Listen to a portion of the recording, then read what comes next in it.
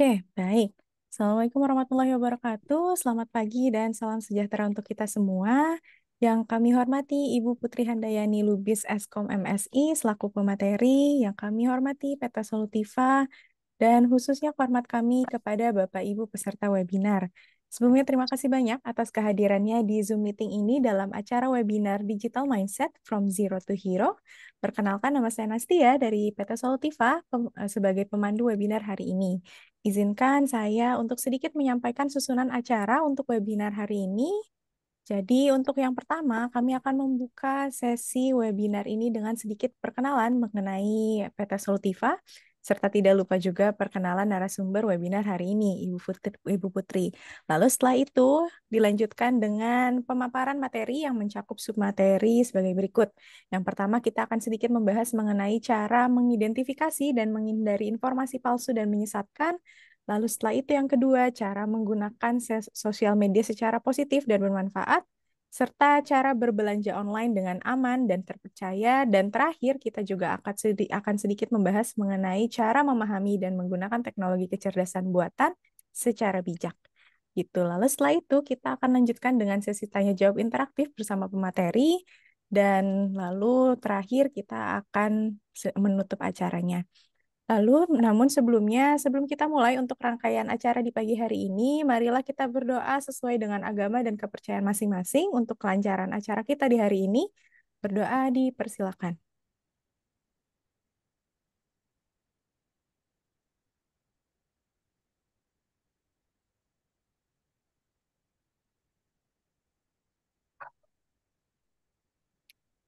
Oke, berdoa tidak pernah selesai namun dicukupkan.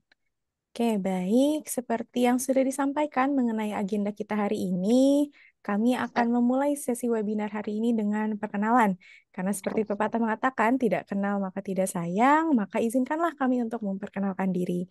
Sebelumnya saya izin share screen terlebih dahulu, mohon ditunggu sebentar.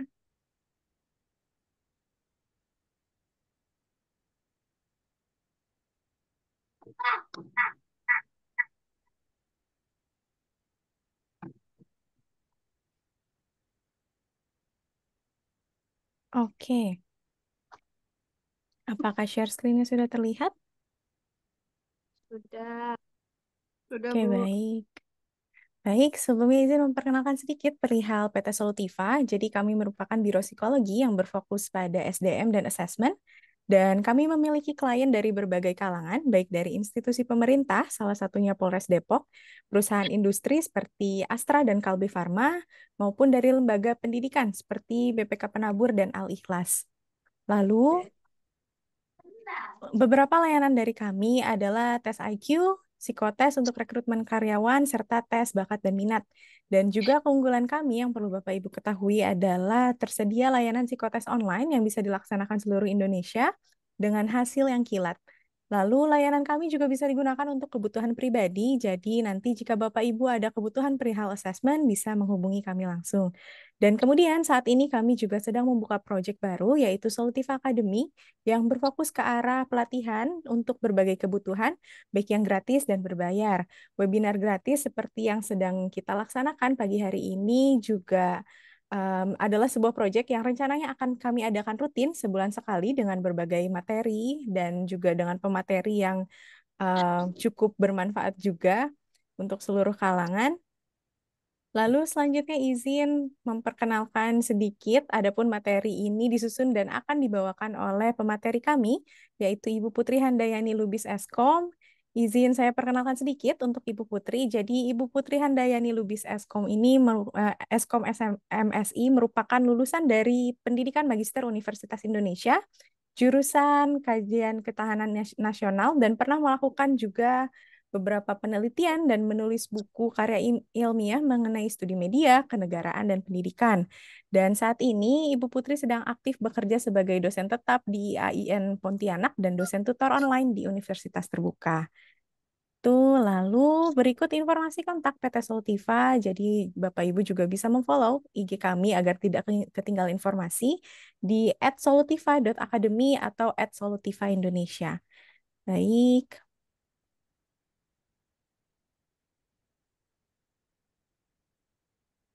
Oke, berikut perkenalannya.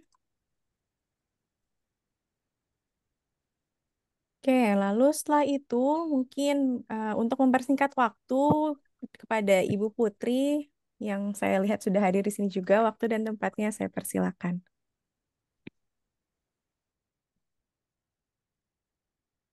Oke, terima kasih Kak.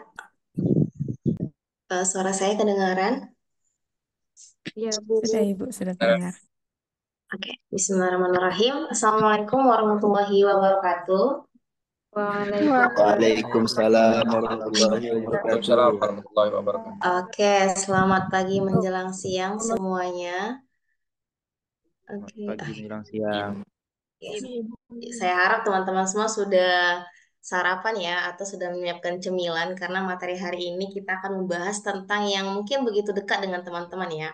Dekat sekali malah yaitu media sosial. Siapa yang nggak punya media sosial? Pasti saya rata-rata semua peserta di sini punya ya media sosial. Karena hari ini saya akan membahas topik yang memang dekat dengan kehidupan kita, menggunakan media sosial secara positif dan bertanggung jawab. Karena dalam era media digital ini, media sosial itu punya sangat peranan penting. Oke, saya izin share screen ya. Oke,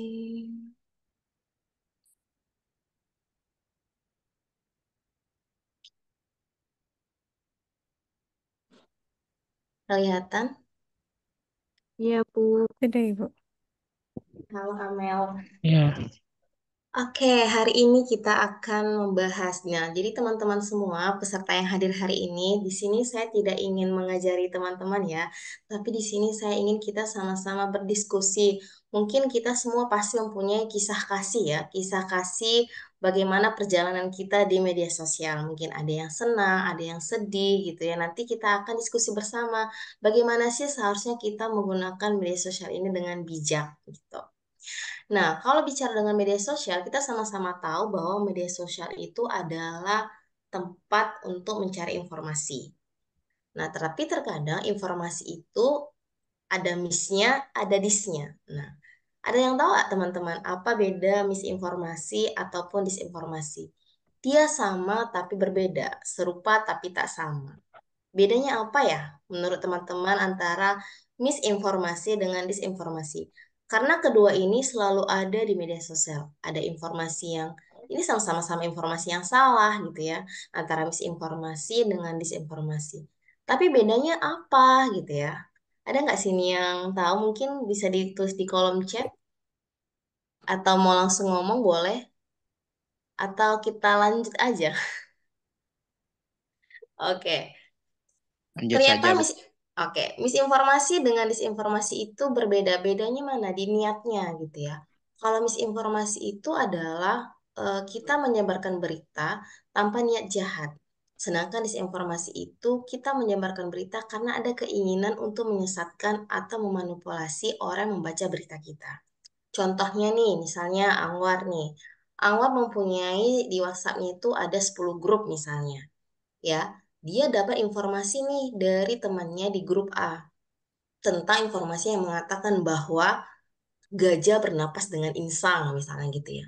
Nah, karena Anwar ingin menjadi orang yang terdepan gitu kan, orang yang tercepat dalam menyebarkan informasi ini, dia nggak cek dulu tuh antara judul dan isi. Benar nggak ya gajah bernapas dengan insang gitu ya. Akhirnya dia cepat-cepat menyebarkan informasi itu ke grup-grup yang lain tanpa ada niatan apapun. Dia hanya ingin dilihat sebagai orang yang terdepan gitu kan. Orang yang mengetahui segalanya, orang yang tahu informasi. Saya adalah Anwar yang hebat, tahu segalanya. Nah, jadi dia menyebarkan berita itu tanpa niatan yang jahat. Nah, sedangkan disinformasi, berita itu dikritik untuk propaganda. Misalnya, Anwar adalah, ini contoh ya, karena baru terjadi kemarin di 2024, baru aja kemarin Februari, kita habis pemilu ya, ada calon satu, 2, dan 3. Misalnya Anwar adalah pendukung dari calon nomor 3 misalnya. Gak suka nih Anwar sama calon nomor satu. Tiba-tiba ada berita hoax nih tentang nomor satu. Biar semuanya menurut Anwar milih nomor 3, wah pas nih beritanya nih. Nomor satu nih harus kita sesatkan, kata Anwar.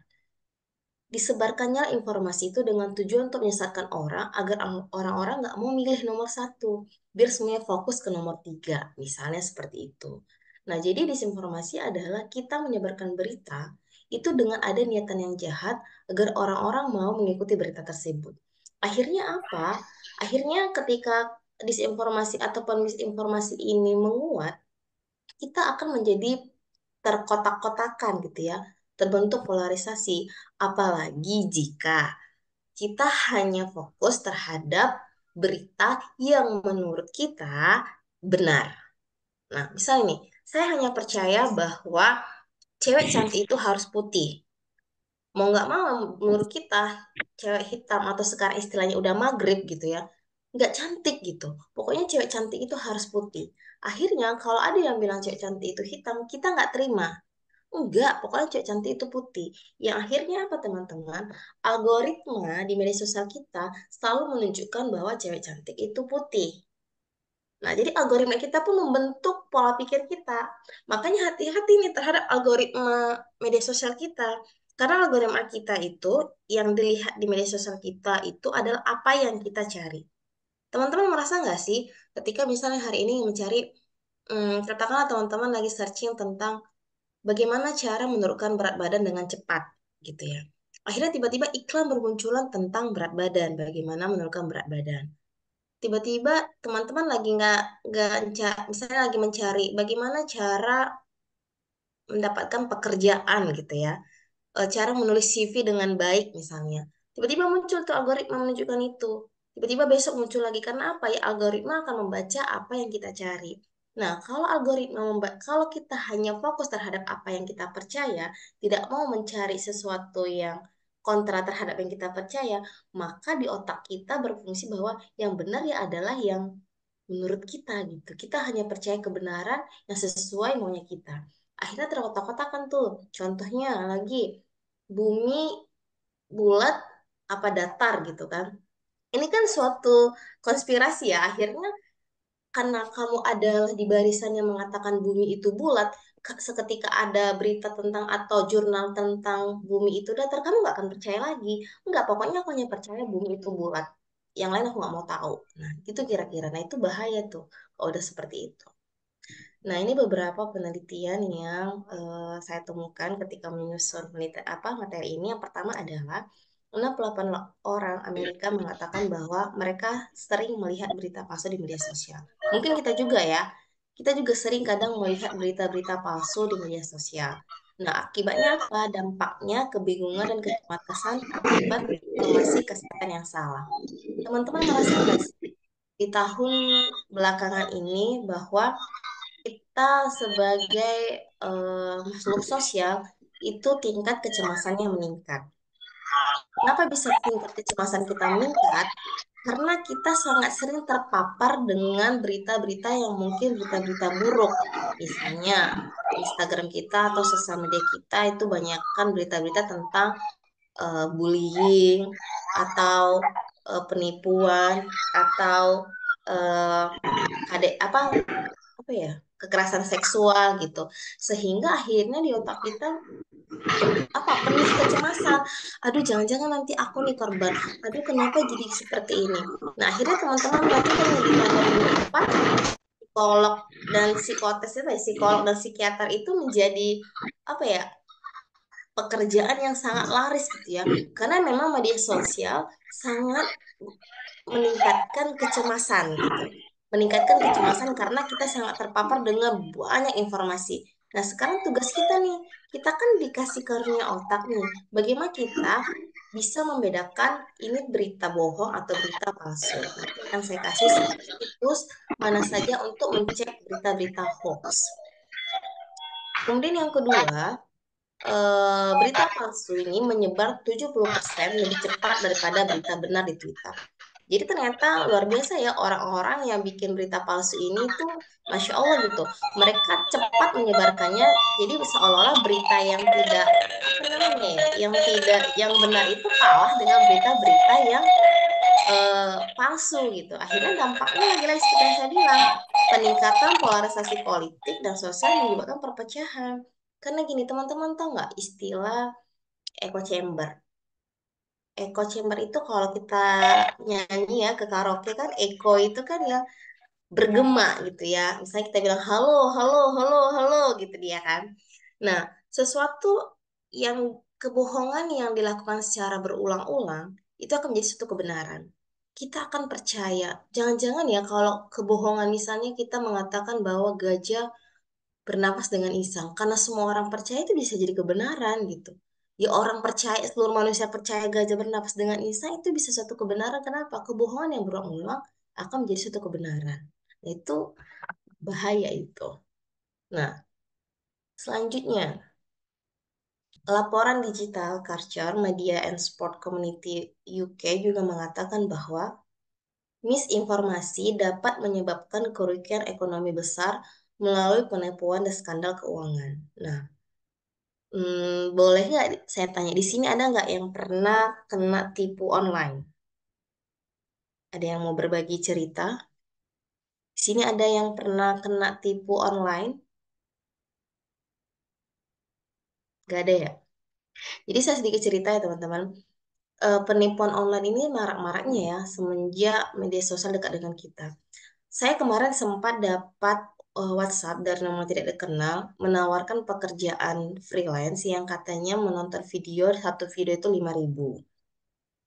Saya penasaran nih, ini saya udah tahu ini penipuan karena langsung saya search di Google ini pekerjaan apa, nonton video, satu video bisa 5.000 gitu ya. Nah, saya daftar tuh ikut. Kita dimasukkan suatu grup. Jadi di grup itu muncullah orang-orang yang benar-benar mendapatkan duit itu. Bahwa mereka dapat duit ada yang sampai 10 juta, 5 juta hanya gara-gara menonton video. Akhirnya saya dikasih tugas satu nonton video. Jadi satu video itu 5.000. Nah, dalam satu tugas itu ada 3 video. Jadi ketika saya selesai 3 video, ditransfer tuh beneran ditransfer 15.000. Tugas dua saya kerjakan ditransfer lagi 15.000 sampai tugas tiga ditransfer lagi 15.000. Jadi 45.000 nih ya.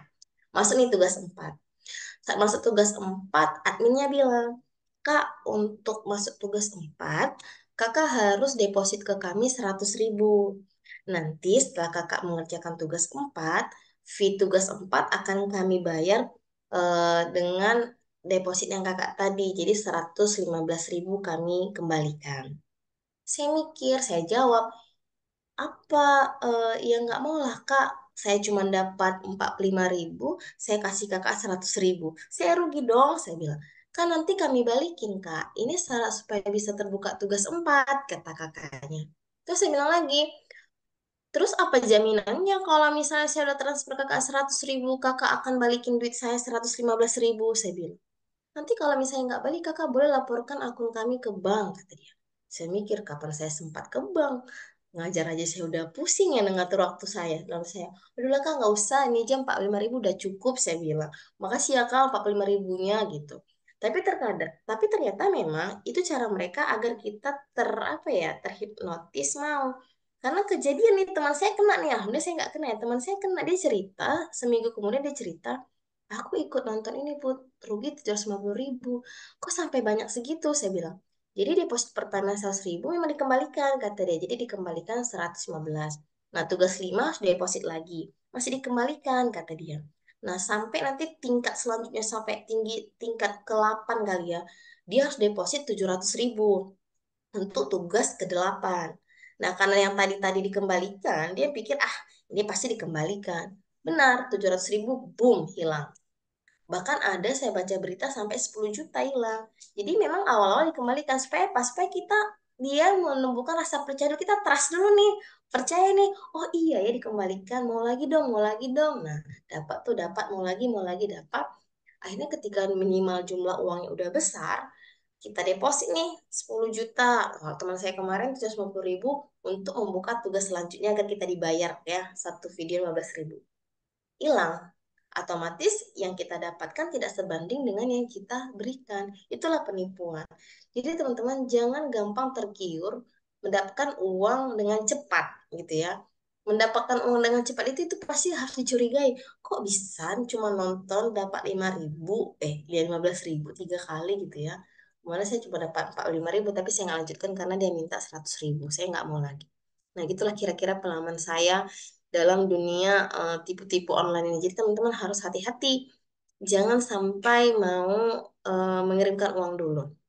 Nah, terus kemarin saya juga dapat hasil penelitian.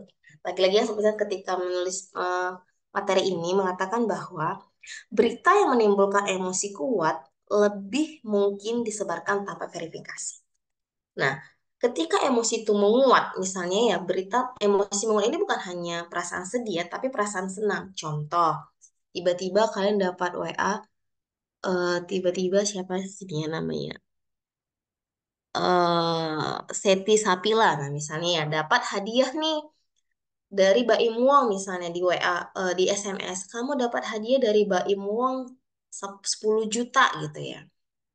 Kita kan saking bahagia udah nggak berpikir positif lah, nggak berpikir jernih lagi. Aku dapat hadiah wah dari Mbak Imong 10 juta.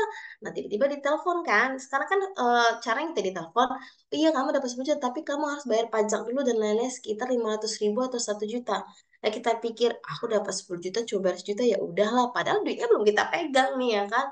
Nah kita percaya aja karena apa emosi kita lagi bahagia nih. Saking bahagianya pikiran kita nggak jernih gitu ya. Ini melalui penelitian.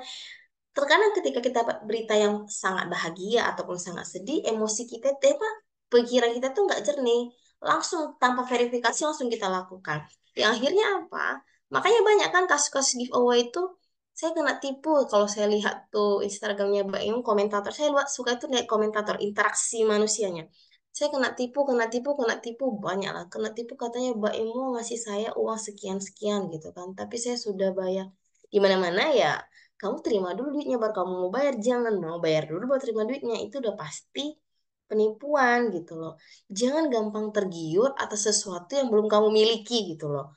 Untuk dapatkan 10 juta kamu harus bayar 10 juta, belum tentu 10 juta ini terus jaminannya apa kan kita nggak tahu gitu loh. Jangan gampang gitu ya, karena yang rugi nanti kita.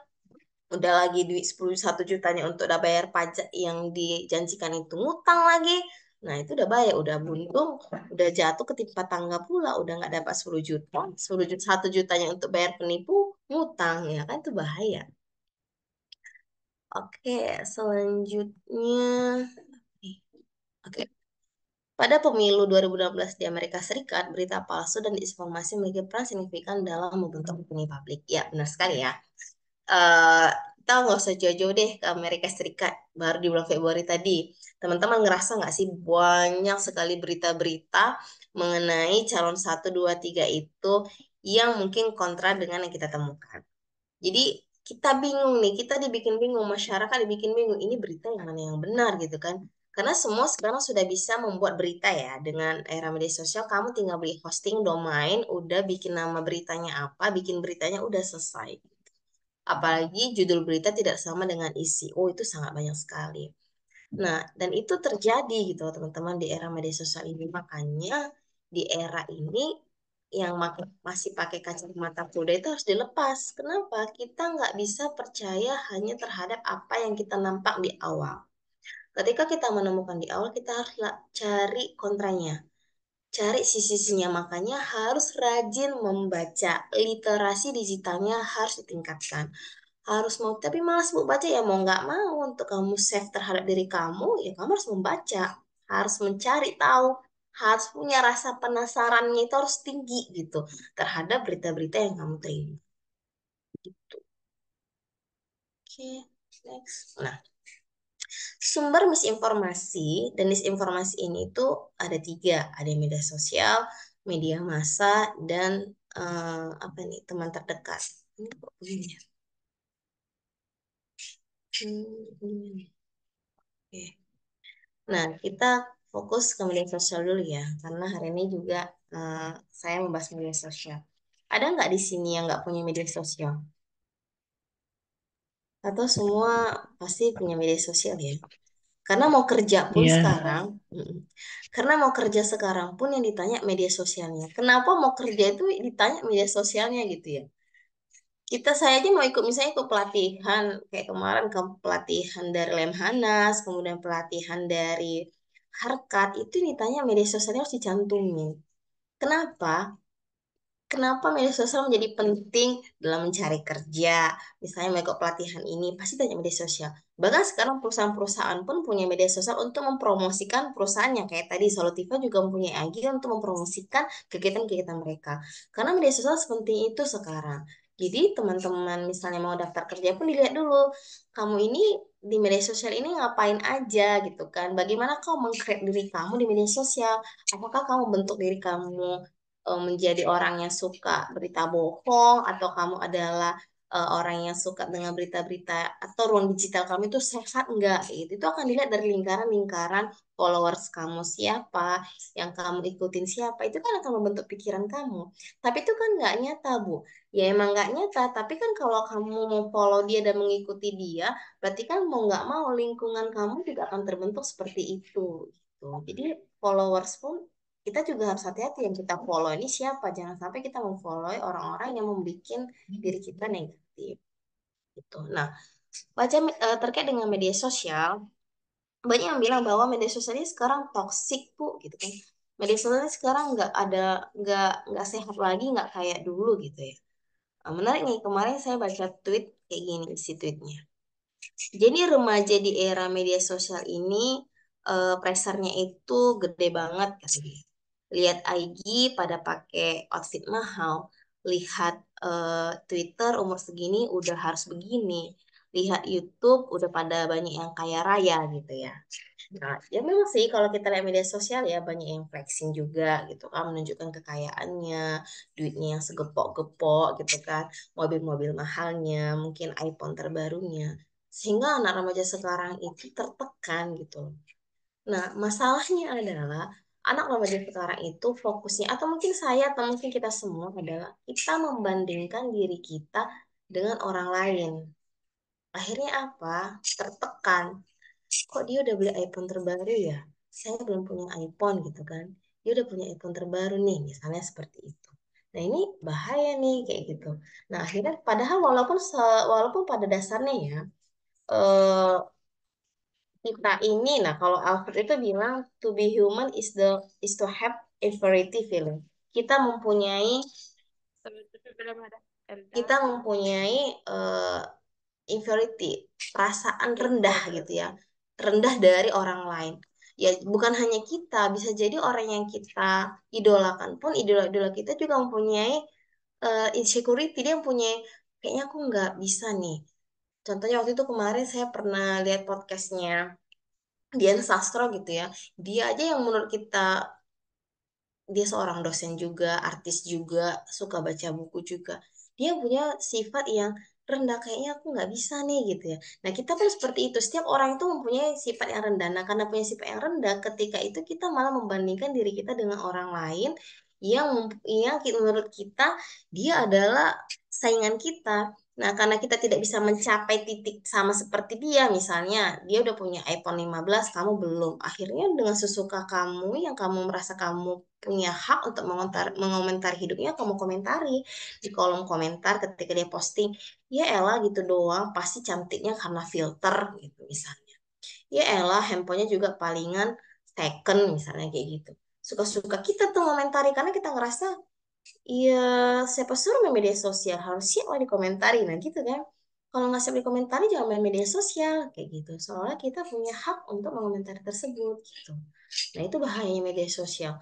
Kemudian media sosial lagi adalah tempat kita merasa bahwa kita adalah orang yang paling benar segalanya. Contoh, misalnya kemarin kasus bullying meningkat ya.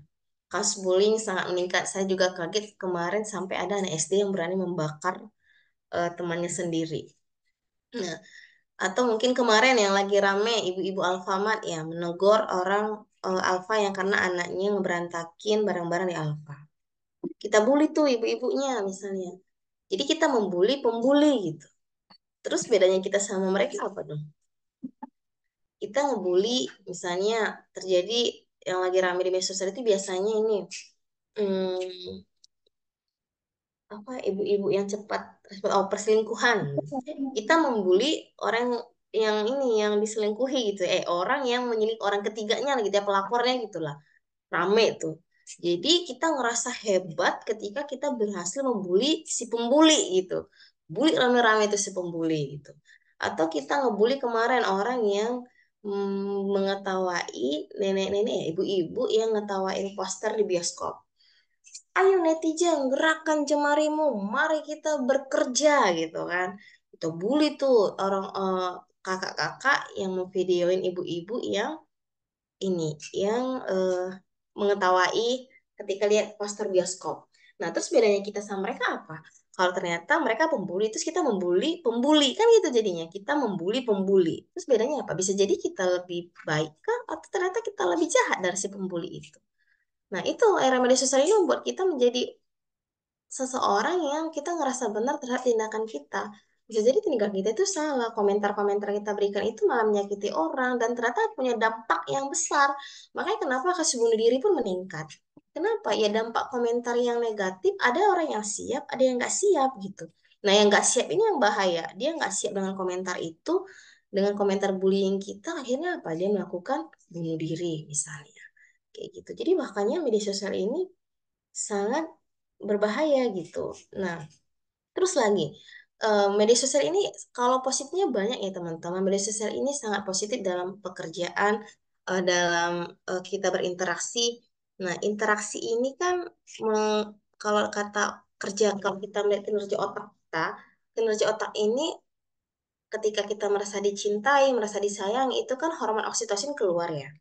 Hormon oksitosin keluar itu ketika kita merasa dicintai, disayangi. Nah, ketika hormon itu keluar, maka tingkat stres kita rendah.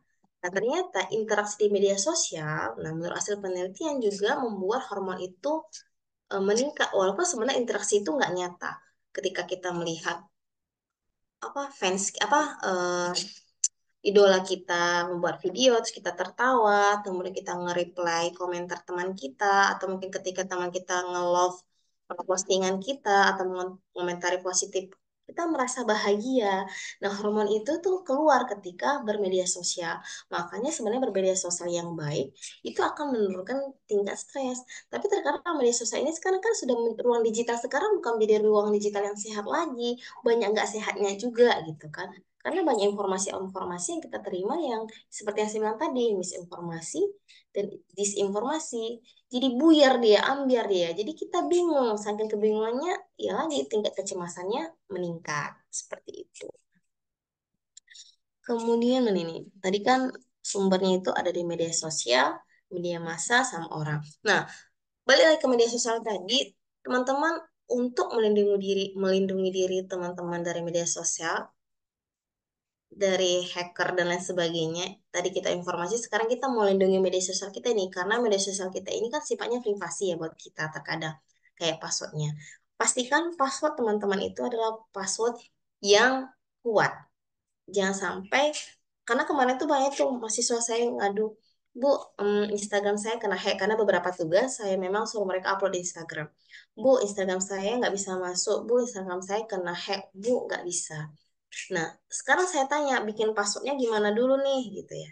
Nah, nih saya coba share ke teman-teman. Bagaimana cara teman-teman mencek bahwa password kalian itu ketika misalnya hacker mau masuk ke media sosial kalian itu selama apa dia untuk masuk? Karena kemarin sempat media sosial saya juga kena hack karena password saya memang sangat udah saya bikin waktu zaman saya SMA nggak pernah saya ganti.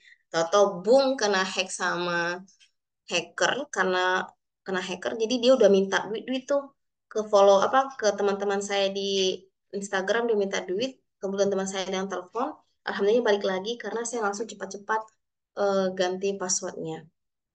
Nah, ini adalah salah satu cara teman-teman untuk melihat, kelihatan nggak ya di layar teman-teman? Kelihatan, Bu. Ya, Kelihatan. oke, siapa sini yang Kelihatan, mau Bu. share mau share passwordnya selama apa dia bertahan? Nah, misalnya ya, kita masukin password, nih saya pasang. Nah, dengan password 456HJK, ini hanya butuh 1,3 detik orang untuk tahu password kamu. Misalnya hacker mau tahu password kamu. Dia hanya butuh waktu 1,3 detik untuk mengetahui password kamu.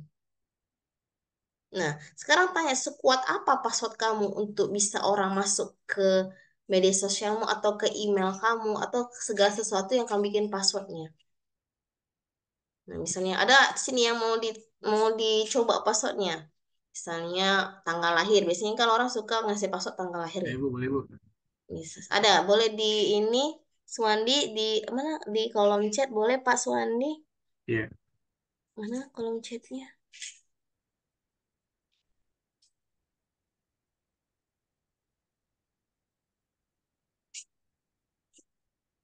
Mana ya? Oh nih, oke. Oke, kita cek ya.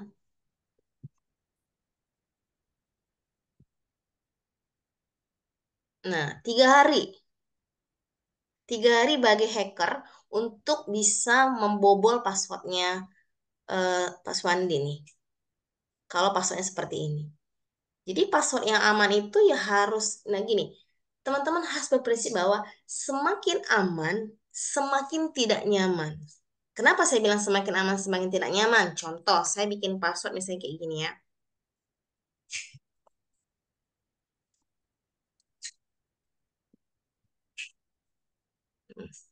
Hmm.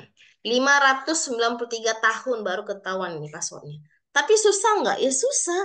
Ini apa nih? Susah di apa ya? Dihafal di otak kita dengan password 2 pagar S besar A kecil D kecil bintang 1 SJL. Susah kan?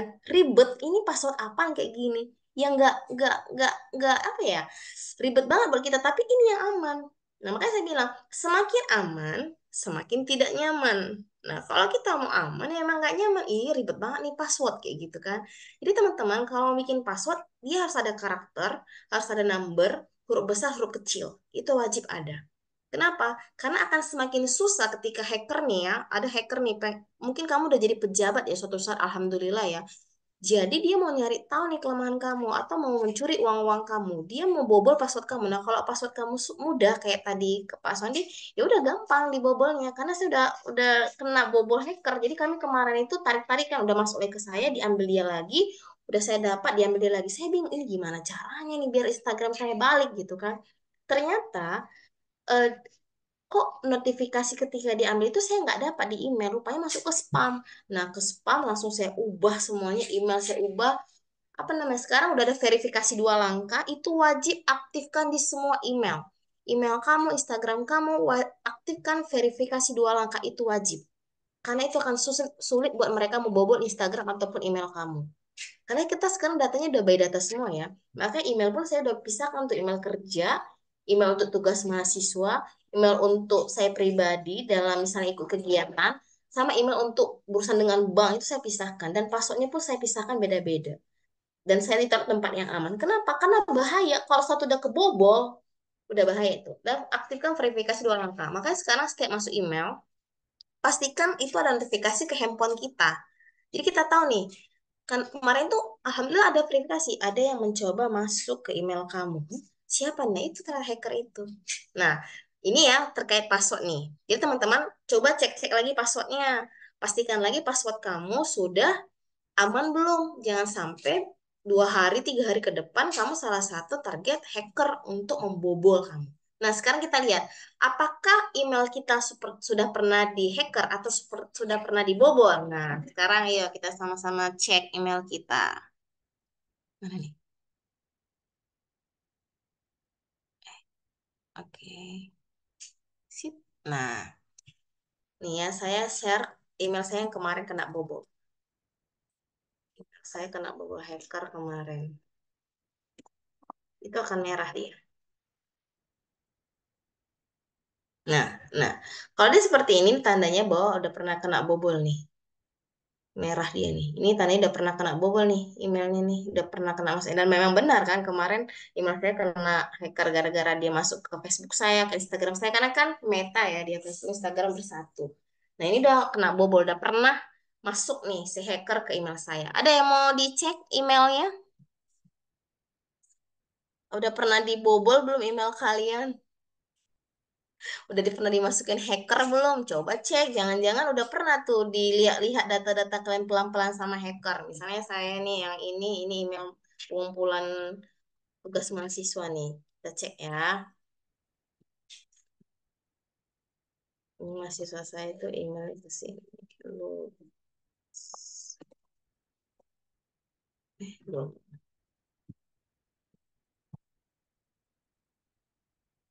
Nah, ini kita cek. Nah, alhamdulillah belum. Nah, ini udah belum nih. Alhamdulillah masih aman nih. Belum dimasukin nih. Nah, kalau tadi udah pernah dimasukin, memang terbukti udah pernah dimasuki. Nanti teman-teman coba di Have ini, di halaman Have Planet ini, teman-teman bisa cek email kalian udah pernah belum dibobol sama hacker. Jangan-jangan dia ngambil data-data kalian. Nah, itu bahaya tuh. Nah, kalau tadi kita bicara password, sekarang kita bicara email. Jadi dalam hidup ini memang dalam dunia digital ini ya nggak aman. Apalagi kemarin saya coba verifikasi 2 langkah. Itu tahapnya banyak banget. Nah, teman-teman ada informasi juga. Kemarin saya saat membuat materi ini dapat berita bahwa ternyata kan Meta ini ya, Facebook ini ya, yang punya Facebook dan Instagram ini mengatakan bahwa mereka ini lagi mengembangkan AI ya, mengembangkan AI mereka. Nah, ternyata salah satu cara mereka mengembangkan AI kita kan mereka butuh objek penelitian tuh. Nah, ternyata objek penelitiannya itu adalah dari akun-akun kita, misalnya dari postingan kita, foto-foto kita di Instagram itu menjadi objek mereka dalam membuat AI. Jadi kita menjadi objek penelitian nih bagi para meta tuh, buat meta baik Instagram ataupun Facebook untuk mengembangkan AI mereka. Nah, kemarin saya belum baca seluruhnya, baru itu cuma kemarin ada lagi yang mengatakan bahwa ada caranya gimana agar Instagram kita tidak menjadi objek penelitian mereka. Cuman kemarin belum saya praktekkan. Cuman kemarin ada saya baca, ada kok caranya, gimana caranya kita bilang ke si Meta, Instagram dan Facebook ini biar Instagram kita jangan dijadikan menjadi ladang objek untuk penelitian AI mereka. Jadi ternyata yang kita post di Instagram itu menjadi ladang penelitian buat para pengembangan AI mereka. Karena kan AI ini terus berkembang ya, udah banyak AI baru sekarang yang teman-teman lihat apa nih? Oh ini kita coba ya, ada yang ngirim. Sinagar.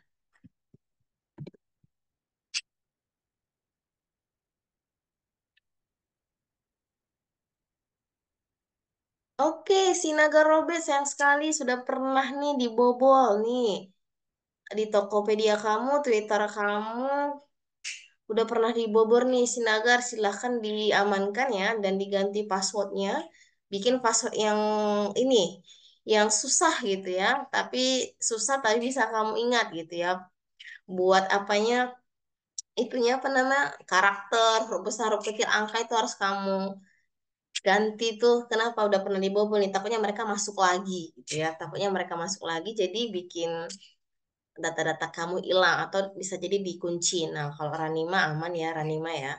Aman lah, alhamdulillah. Tapi kalau password kamu coba masih lemah, nah segera diganti tuh passwordnya tuh bahaya tuh. Jangan sampai passwordnya. Nah, ini juga siapa ini?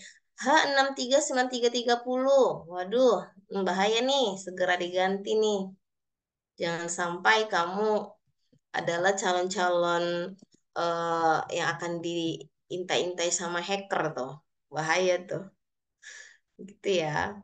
Jadi teman-teman harus sering-sering mengganti password gitu ya. Jadikan password itu adalah penting. Kenapa? Karena memang dunia kita sekarang udah dunia digital. Mau nggak mau ya kita harus apa namanya? Harus memperhatikan password-password kita itu gitu ya. Nah, yang lainnya nanti mungkin bisa dicek ya. Saya taruh di kolom komentar nih situsnya. Ini untuk ngecek password. Ini untuk ngecek email, ini untuk ngecek password. Nah, silakan cek. Mungkin tadi kan passwordnya dia beberapa malu yang ngasih tahu passwordnya, jadi bisa dicek sendiri.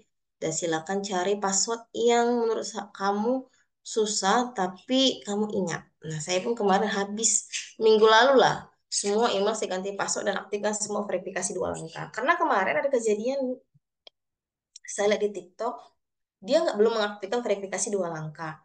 Nah, karena nih dia mungkin punya Shopee ya, Shopee. Jadi ada yang mengaktifkan Shopee Pay Later dia atas nama dia, yang menurut dia bukan dia, tapi karena connect ke email dia dan si hackernya ini juga bisa masuk ke email dia. Jadi duitnya masuk ke dia, tapi mbaknya yang korban itu yang harus bayar. Nah, itu kan bahaya ya. Nah, yang kayak gitu-gitu tuh bahaya. Maka hati-hati satu lagi. Mungkin teman-teman udah tahu ya, saya ingin mengingatkan, jangan pernah mengklik sesuatu undangan yang di ujungnya bentuknya PDF, tapi di belakangnya .apk.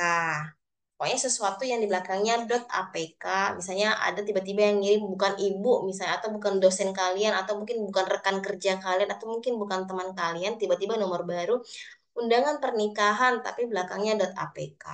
Itu adalah sesuatu virus malware yang akan menarik semua data kalian dan keuangan kalian semua. Dia bisa masuk mengambil foto kalian, kemudian kalau kalian ada MBAK di situ dia bisa ngambil semua dana kalian. Nah, itu bahaya. Jadi jangan asal klik klik klik, jangan terlalu gampang mengklik sesuatu. Ditahan nih, jari-jarinya ditahan, ditahan. Usahakan otaknya dulu yang bekerja, jari-jarinya tahan dulu, tahan. Ini jari-jari ikat nih, ikat ini dulu, apa ini ya, dicek dulu, oh ini .apk nggak boleh. Karena kemarin kejadian nih, teman saya dosen, kita lagi makan di kantin, ih siapa nih ngirim undangan, dia main pencet-pencet aja. Pas saya tengok, astagfirullah ibu jangan, saya bilang itu bukan apa namanya, bukan undangan, tapi itu emang virus yang mau masuk ke handphone ibu. Benar, tiba-tiba bergerak sendiri handphonenya, kan langsung pakai data, kami matikan, langsung restart ulang. Ya memang mau nggak mau data hilang, tapi menyelamatkan duit di dalamnya kita, jangan sampai duit kita terkuras diambil sama penipu. Jadi semakin maju teknologi, semakin perasaan kekhawatiran kita terhadap data-data pribadi kita semakin besar. Kenapa? Sangat cepat buat orang mengambil data-data pribadi.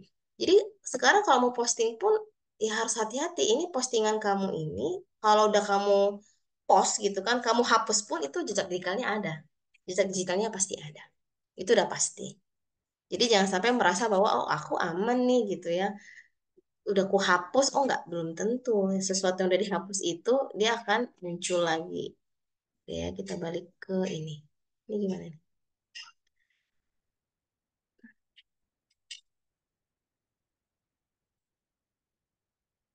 Eh, eh, tunggu dulu ya.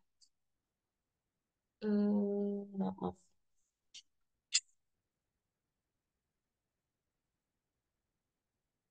Ini.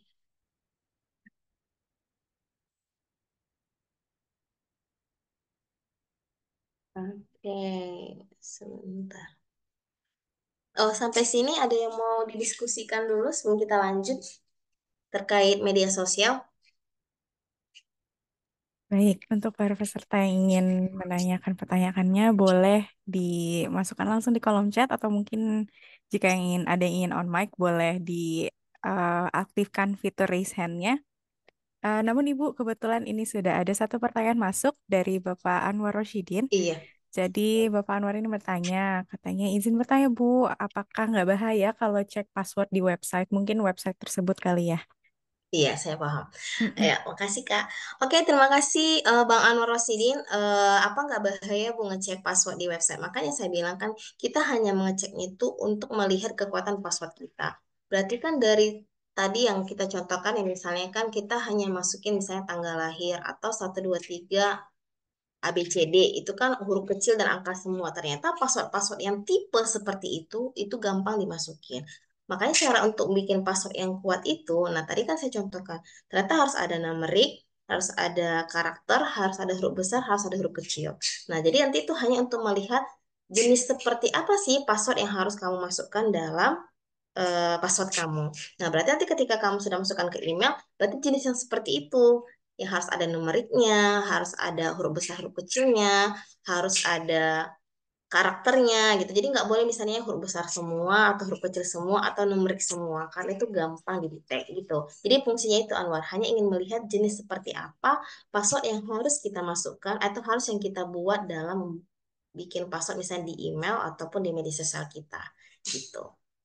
Jadi jangan bikin satu jenis gitu ya.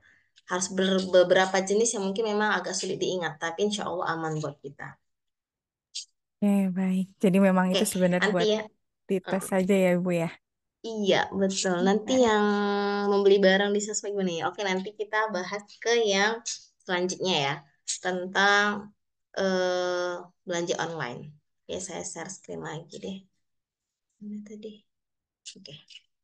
Oke, tadi kita udah di sini. Nah, ini adalah cara-cara kita melihat informasi baru, yaitu periksa sumber, periksa bukti, cross-check, periksa tanggal, dan analisis emosi. Seperti yang saya bilang tadi, semakin cepat emosi kamu terhadap berita tersebut, maka kamu nggak akan mau lagi tuh ngecek saking bahagianya gitu ya, mendapatkan hadiah 10 juta.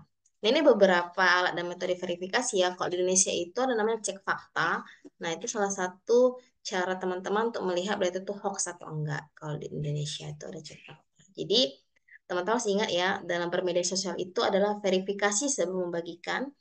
Harus rajin membaca, misalnya apa ya, berita yang kontra dengan berita yang kamu terima, dan filter informasi dan ikuti sumber yang terpercaya. Nah, sekarang kita transaksi online dengan aman. Yang tadi ditanya, bagaimana sih Bu belanja di sosmed dengan aman gitu ya?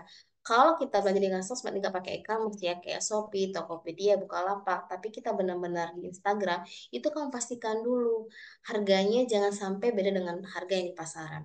Jangan tergiur, gampang tergiur dengan harga murah. Harga murah itu bisa jadi terindikasi penipuan. Terus lihat lagi kontaknya, kontak teleponnya itu kamu kan sekarang kita udah ada aplikasi Get Kontak ya, kita tahu ini orang namanya siapa, dia penipu atau enggak. Walaupun sebenarnya itu enggak terlalu bisa kita lihat, tapi minimal kalau misalnya dia penipu, terkadang muncul tuh kalau misalnya kita cek, misalnya kadang sekarang ya sekarang saya bingung sih dulu kan kita kalau misalnya mau beli nomor SIM card itu kan wajib daftar KTP ya dulu ya. Katanya untuk menekan penipuan. Tapi semakin ke sini saya merasa kok penipu apa yang suka nawar-nawarin barang dan jasa itu tahu nomor saya ya gitu ya. Jadi nelpon, kadang kita lagi meeting misalnya di telepon dalam nomor tak dikenal, dia kita kira penting, banyak, halo ibu saya menawarkan kartu kredit misalnya, halo ibu saya menawarkan barang ini gitu kan. Ini orang tahu dari mana nomor telepon kita gitu kan. Jadi terkadang terganggu buat kita. Makanya telepon itu saya blok semua itu telepon. Jadi nggak ada yang bisa nelpon saya nomor baru tuh. Semuanya bisa nelpon PW. Kenapa? Mengganggu terkadang. Terkadang kita penting, ternyata mereka nelpon kita itu cuma nawarkan barang. Cuma kan pertanyaannya, kok mereka bisa tahu nomor kita? Berarti kan nomor kita sudah tidak menjadi privasi lagi, sudah tersebar di mana-mana nomor kita. Jadi apa ya, solusi dari Kominfo yang bilang bahwa kita harus daftar itu belum menemukan solusi karena nomor kita masih gampang untuk ditelepon dan dihubungi orang-orang yang nggak kita kenal. Nah, kemudian pakai get kontak tadi ya untuk melihat apakah dia penipu atau tidak. Terus lihat jangan gampang tergiur dengan harga murah. Ah, mentang-mentang dia di ini, mentang-mentang dia jualan di media sosial, ini harga murah karena kami tangan pertama, misalnya gitu ya. Biasa, pokoknya percayalah orang yang ingin menipu itu manis tuh kata-katanya itu sangat manis gitu ya. Jadi jangan percaya. Tapi kalau misalnya kita belanja di Shopee itu kan ada dia kita kan nggak langsung bayar ke penjual kan, kita bayar ke Shopee dulu, barang kita terima, baru nanti Shopee bayarkan ke penjual. Kalau kita pasti kayak misalnya Shopee atau Bukalapak gitu ya. Nah misalnya barang yang kita terima juga nggak sesuai, kayak kemarin saya pernah beli barang nggak sesuai, saya tuh komplain, dan alhamdulillah uangnya balik ke saya, karena kan si penjual belum nerima duit kalau kita belum merasa puas terhadap barang itu, karena duitnya pasti masih di Shopee dulu. Nah, teman-teman kalau ingin belajar itu apa belanja di apa di toko online, yang pertama teman-teman harus riset. Lagi-lagi ya riset. Makanya saya bilang literasi digital itu sangat penting. Riset layout situs penjualan. Bagaimana tampilan websitenya? Apakah menarik atau berantakan, rapi gitu kan? Nah, kalau misalkan dia penjual online, penjual online, dia akan sangat fokus terhadap representasi, presentasi websitenya, prestasi penjualannya, mulai dari tata letaknya, bahasanya, kemudian foto-fotonya, pasti itu diperhatikan. Kalau dia memang penjual beneran. Tapi kalau dia yang buat nipu, itu pasti ngasal-ngasal. Letaknya di mana, terkadang bahasanya apa, dan fotonya itu nggak quality ya, nggak berkualitas. Jadi dia nggak HD fotonya. Tapi kalau dia memang penjual, pasti dia totalitas dalam layout situs penjualannya. Kemudian cek data dan informasi seller gitu ya. Nah, informasi seller ini kalau misalnya dia kayak tadi, banyak orang yang belanja di Instagram. Nah, biasanya rata-rata yang belanja di Instagram itu, kalau saya lihat toko online di Instagram itu, mereka juga pasti punya TikToknya. Jadi dia juga untuk meyakinkan kita, ini beberapa link jualan saya juga ada di TikTok, tapi memang saya juga ada di Shopee.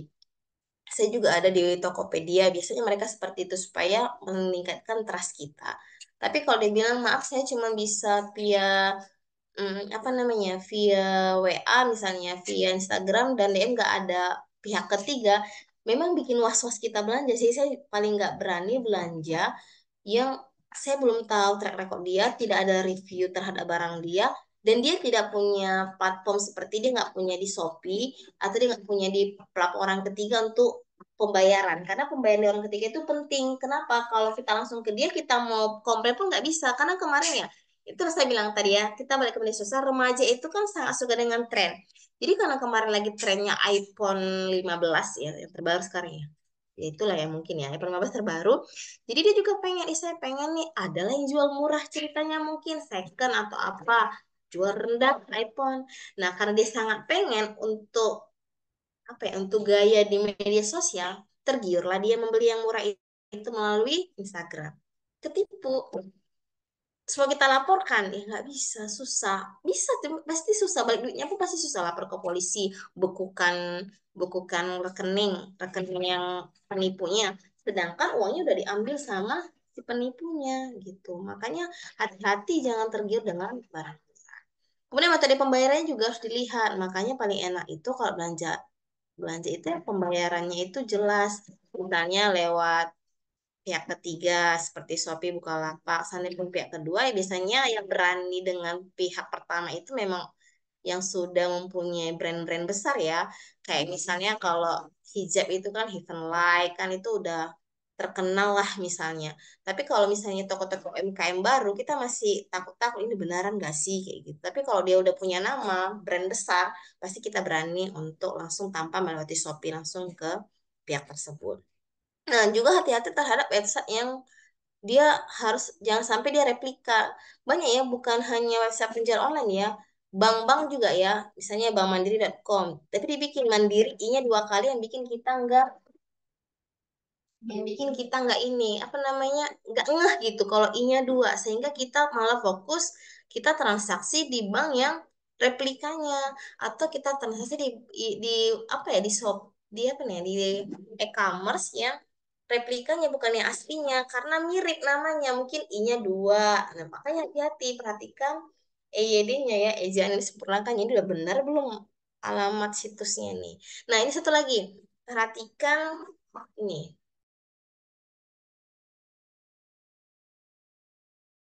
Terus perhatikan keamanannya. Ketika kalian buka suatu situs, dia kan ada di depan itu kan HTTPS atau HTTP. Bedanya apa sih antara HTTPS dengan HTTP? Nah, kalau HTTPS itu kan S itu kan security. Jadi, ketika di depan itu ada HTTPS dot apa alamat websitenya. Nah, kalau HTTPS ketika kita memasukkan password, dia nggak bisa tuh. Pihak yang punya email itu nggak bisa lihat password kita. Misalnya password kita kambing hitam. Nah, yang dibaca sama dia itu bukan kambing hitam, dia tuh ada kode-kodenya. Tapi kalau HTTP, ketika kamu masuk ke situs HTTP, terus kamu masukkan password kamu, kambing hitam, dia langsung tahu, oh password si siapa Arsita kambing hitam nih kayak gitu. Tapi kalau HTTPS nggak bisa karena ada security, dia enkripsi merubah kambing hitam itu menjadi dua code. Jadi dia nggak tahu pihak ketiga, pihak yang punya website. Tapi kalau punya yang website bikinnya HTTP dia nggak ada S-nya itu kamu harus hati-hati. Dia bisa tahu password kamu. Karena dia nggak ada inskripsinya, dia nggak ada security-nya. Kamu tulis kambing hitam, dia tahu password kamu kambing hitam. Itu. Makanya perhatikan keamanan, pastikan website yang kamu lihat itu HTTPS atau HTTP. Nah, pastikan harus ada S-nya ya. Jangan sampai S-nya hilang. Terus jangan menyebarkan PIN atau OTP. Tiba-tiba ada SMS. Nah, penipu nih biasanya penipu eh, hadiah misalnya ya. Saya kena nih pernah. Penipu hadiah katanya saya dapat hadiah 10 juta. Ayo Kak, ini kita lihat dari Telegram katanya atau dari Shopee nanti coba kirim PIN OTP-nya ke kami untuk kami bisa mengirimkan ke Kakak 10 juta.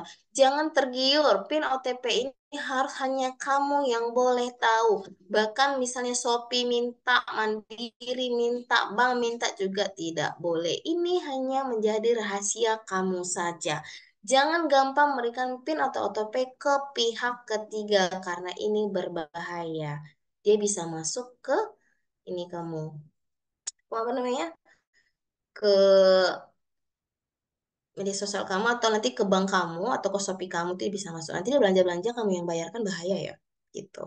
Oke, terkait saya lanjutkan dulu ya nanti kita diskusi. Kemudian terakhir adalah artificial intelligence. Nah, ini adalah yang sangat-sangat lagi hit saat ini. Baik dalam dunia kerja ataupun dalam dunia kemahasiswaan, artificial intelligence ini sangat membantu. Apakah artificial intelligence ini menjadi bahaya buat kita? Apakah kita nanti tergantikan dengan robot-robot? Nah, sebenarnya kan dia datanya artificial intelligence ini ada untuk membantu. Sama seperti obeng gitu ya, kalkulator. Dia kan sebagai alat bantu kita bekerja. Artificial intelligence ini juga seperti itu. Dia menjadi alat bantu kita bekerja untuk memudahkan pekerjaan kita. Ingat ya, alat bantu. Bukan dia yang bekerja, tapi menjadi alat bantu. Saya harus sampaikan ya ke mahasiswa saya bahwa pakai artificial, pakai ChatGPT-nya harus dipakai sebagai alat bantu. Bukan dia yang bekerja, tinggal kita copy paste gitu ya. Bukan, tapi menjadi alat bantu dalam ini. Bahkan AI ini ya, kemarin kan kita baru mengadakan ini ya, apa namanya? Kegiatan GT20 ya, JT20 ya. Nah, ternyata kegiatan GT20 itu JT20 ya, misalnya saja. Kegiatan itu ada fokusnya ke artificial intelligence. Ada 4 isu yang diangkat. Adalah pertama adalah planet yang berkelanjutan, ketenagakerjaan pemuda, transformasi digital dan keberagaman dan inklusi. Nah, 2 ini yang paling dianggap penting. Nah, oh, saya taruh di sini kayak. Dua ini yang nggak penting, yang menjadi isu penting yaitu ketenagakerjaan pemuda dan transformasi digital. Kenapa? Karena teknologi sekarang cepat, perkembangannya cepat. Jadi bagaimana kita nih ya, generasi kita nih yang sangat dekat dengan media sosial atau dengan teknologi ini bisa beradaptasi dengan kecepatan itu. Jangan sampai kita jadi merasa nyaman gitu ya. Ya udahlah AI aja yang kerja, saya nggak usah, nggak boleh. Makanya saya bilang tadi kita harus mempunyai rasa penasaran yang tinggi. Nah, contoh-contoh AI itu banyak ya. Contoh-contoh AI banyak. Ada chatbot, smart assistant. Nah, DLA ini kan untuk bikin gambar ya. Nah, jadi kalau untuk bikin gambar kamu bukan ahli gambar nih, kamu bisa pakai AI ini. Nah, kalau Jukebox ini adalah AI yang kamu bisa belajar musik tanpa kamu harus les gitu. Jadi ini terkait dengan musik. Nah, GPT kita udah tahu ya bikin teks. Nah, biasanya mahasiswa yang suka pakai ini nih. Bagaimana cara, misalnya dikasih tugas sama dosennya, nah ini bisa dipasih. Nah, ini ada Monica dari ini juga menurut saya bagus. Ini sangat membantu saya dalam pekerjaan. Dan typeset.io ini buat yang lagi nyusun skripsi boleh nih. Jadi saya contohkan ya. Sebentar. Oh, sebentar ya.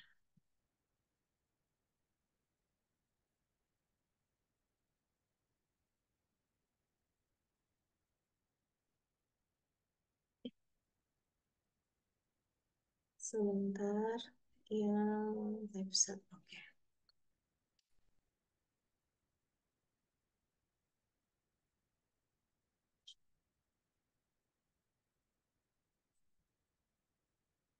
Hmm.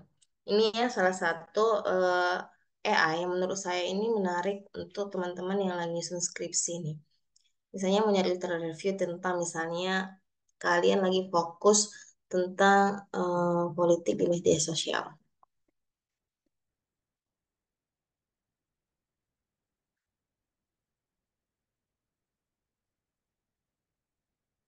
Nah, dia semuanya akan muncul. Nah, menariknya, nih ya, dia akan muncul. Dan dia juga ngasih tahu nih insight dari paper ini apa. Misalnya ini pandemi politik 2001 dunia Jerman Australia, dia tuh bahas apa. Nah, misalnya kita mau buka. Dan ini open access nih. Terus kita mau nanya sama si pilotnya nih. Kopilot nih.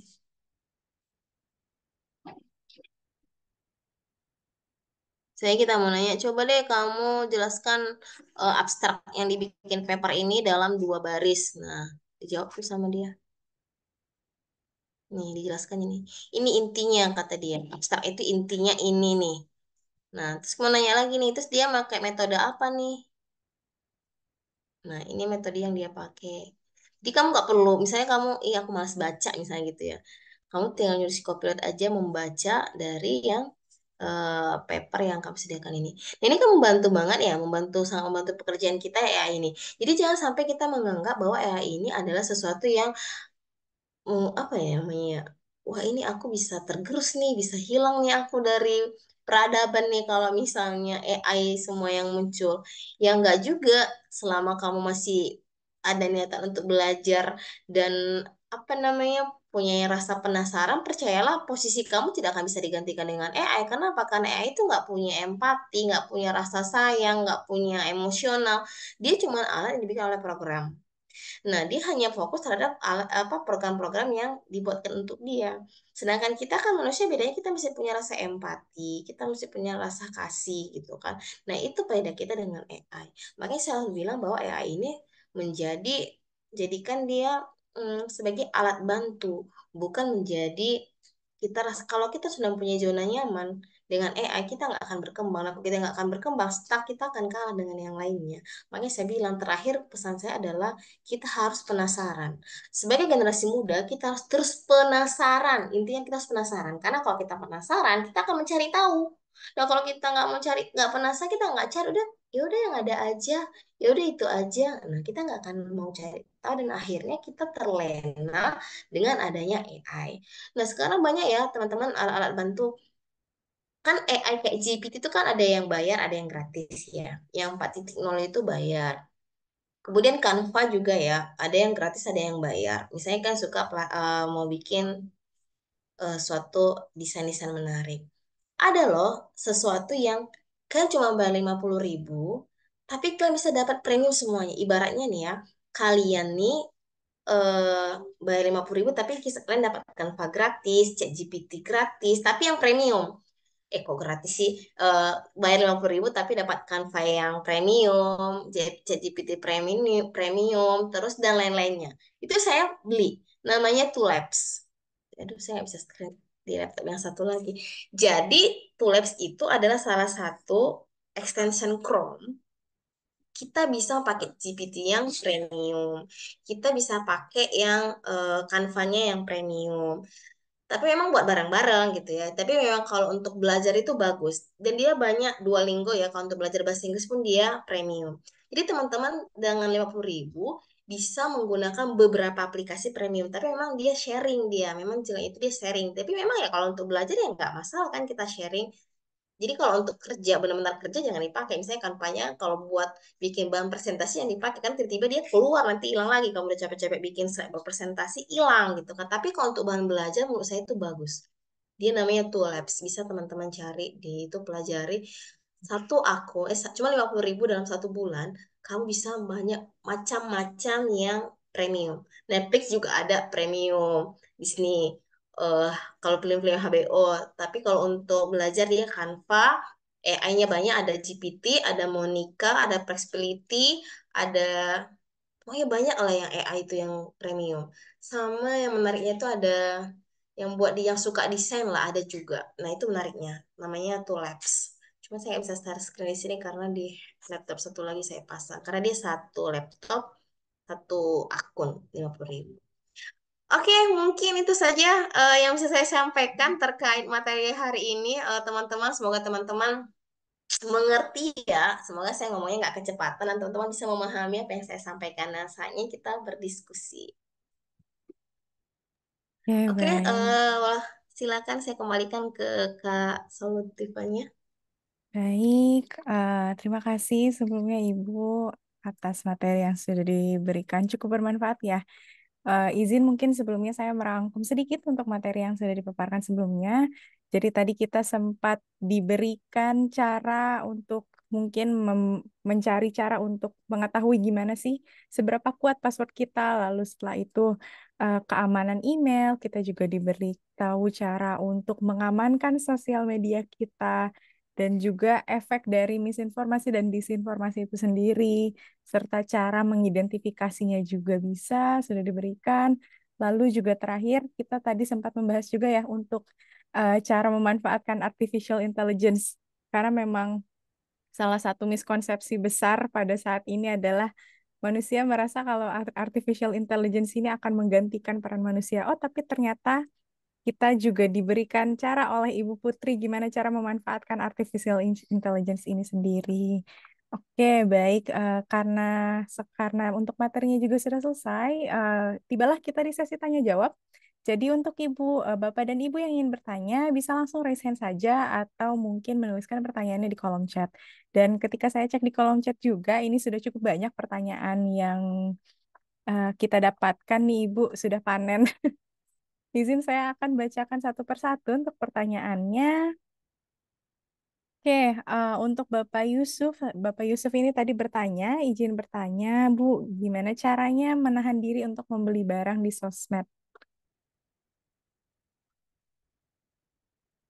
Oke, terima kasih. Bagaimana caranya menahan diri untuk memberi barang di sosmed gimana ya? Oke ya, memang kalau kita caranya menahan diri untuk beri barang, ya jangan lihat barang itu.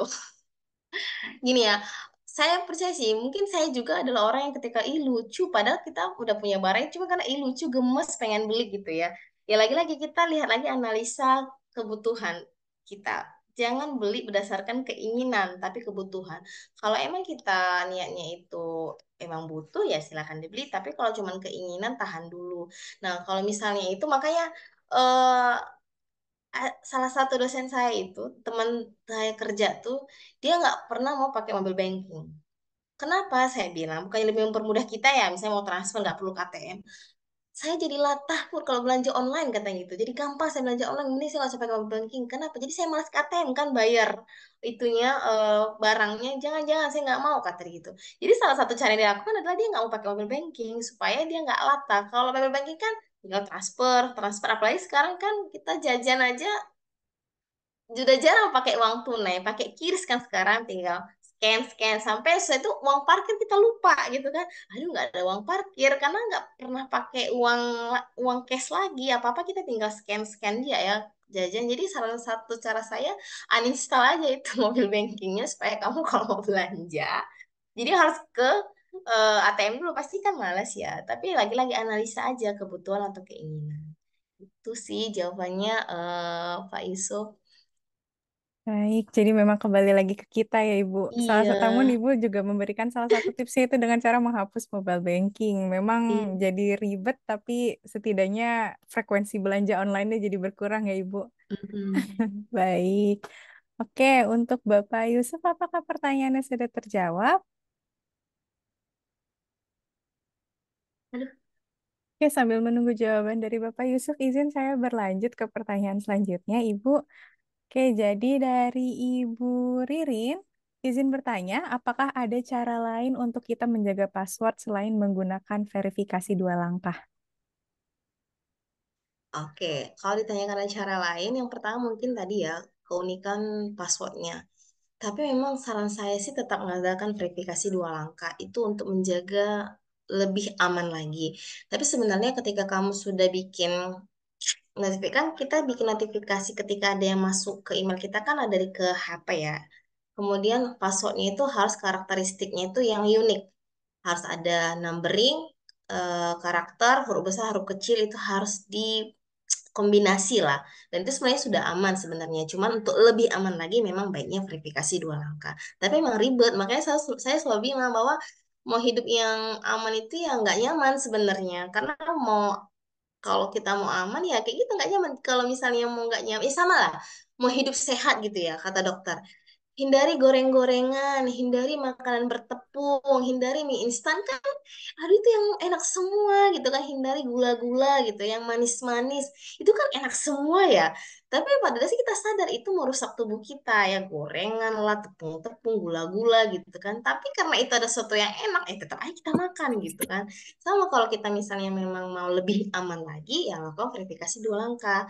Tapi untuk keamanan pertama ya passwordnya mulai hari ini saran saya yang masih gampang-gampang tuh dikombinasi lah gitu passwordnya. Jangan hanya huruf kecil semua atau angka semua, apalagi angkanya pakai angka ulang tahun atau ulang jadian apa tanggal jadian sama mantan atau jadian sama pacar gitu kan.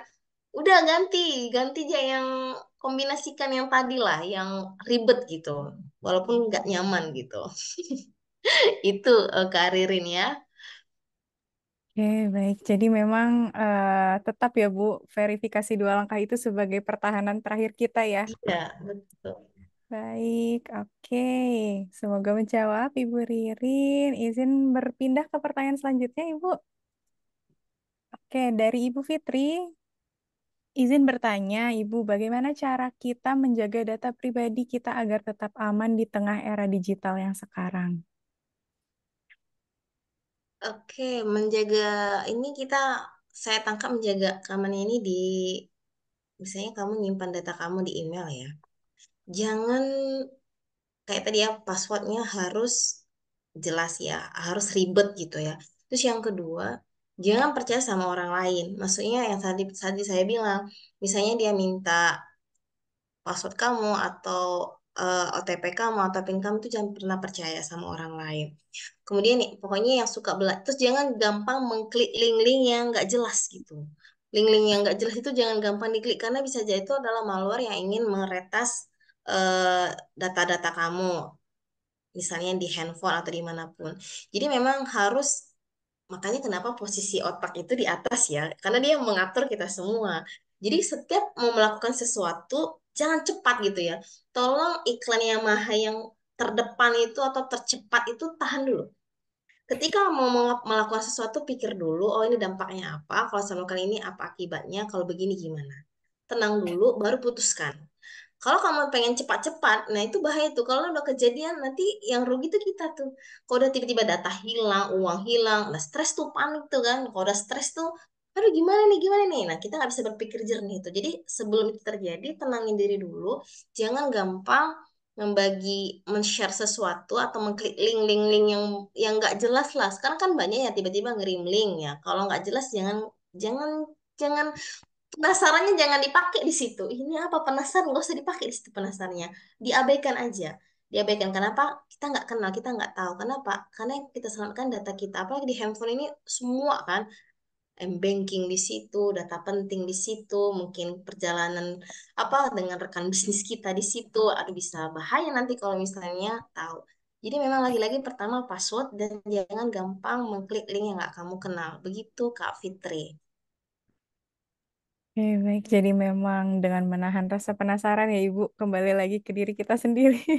Iya benar, semua ini ke diri kita karena kan ini data kita ya, maksudnya sesuatu yang berkaitan dengan kita. Makanya saya bilang hidup kita memang di era media sosial ini memang jadi aman gak aman gitu. Amannya ya misalnya mau aman itu ya jadi bikin kita nggak aman sebenarnya, nggak nyaman gitu loh. Tapi ya lagi-lagi saya kayak tadi kita bilang bahwa ternyata informasi palsu itu kan lebih banyak daripada informasi yang benar. Berarti kan bisa kita simpulkan bahwa banyak orang-orang yang pengen kita tuh rusak gitu kan, banyak orang yang pengen mau tahu tentang kita, banyak orang-orang penipu yang nggak habis-habis penipunya. Kayak kemarin ya di grup kami itu ya, grup alumni itu hampir semua orang kena tipu masalah keuangan yang seolah-olah itu mengatasnamakan dirinya. Nah ini satu lagi, kita kan makhluk sosial nih ya.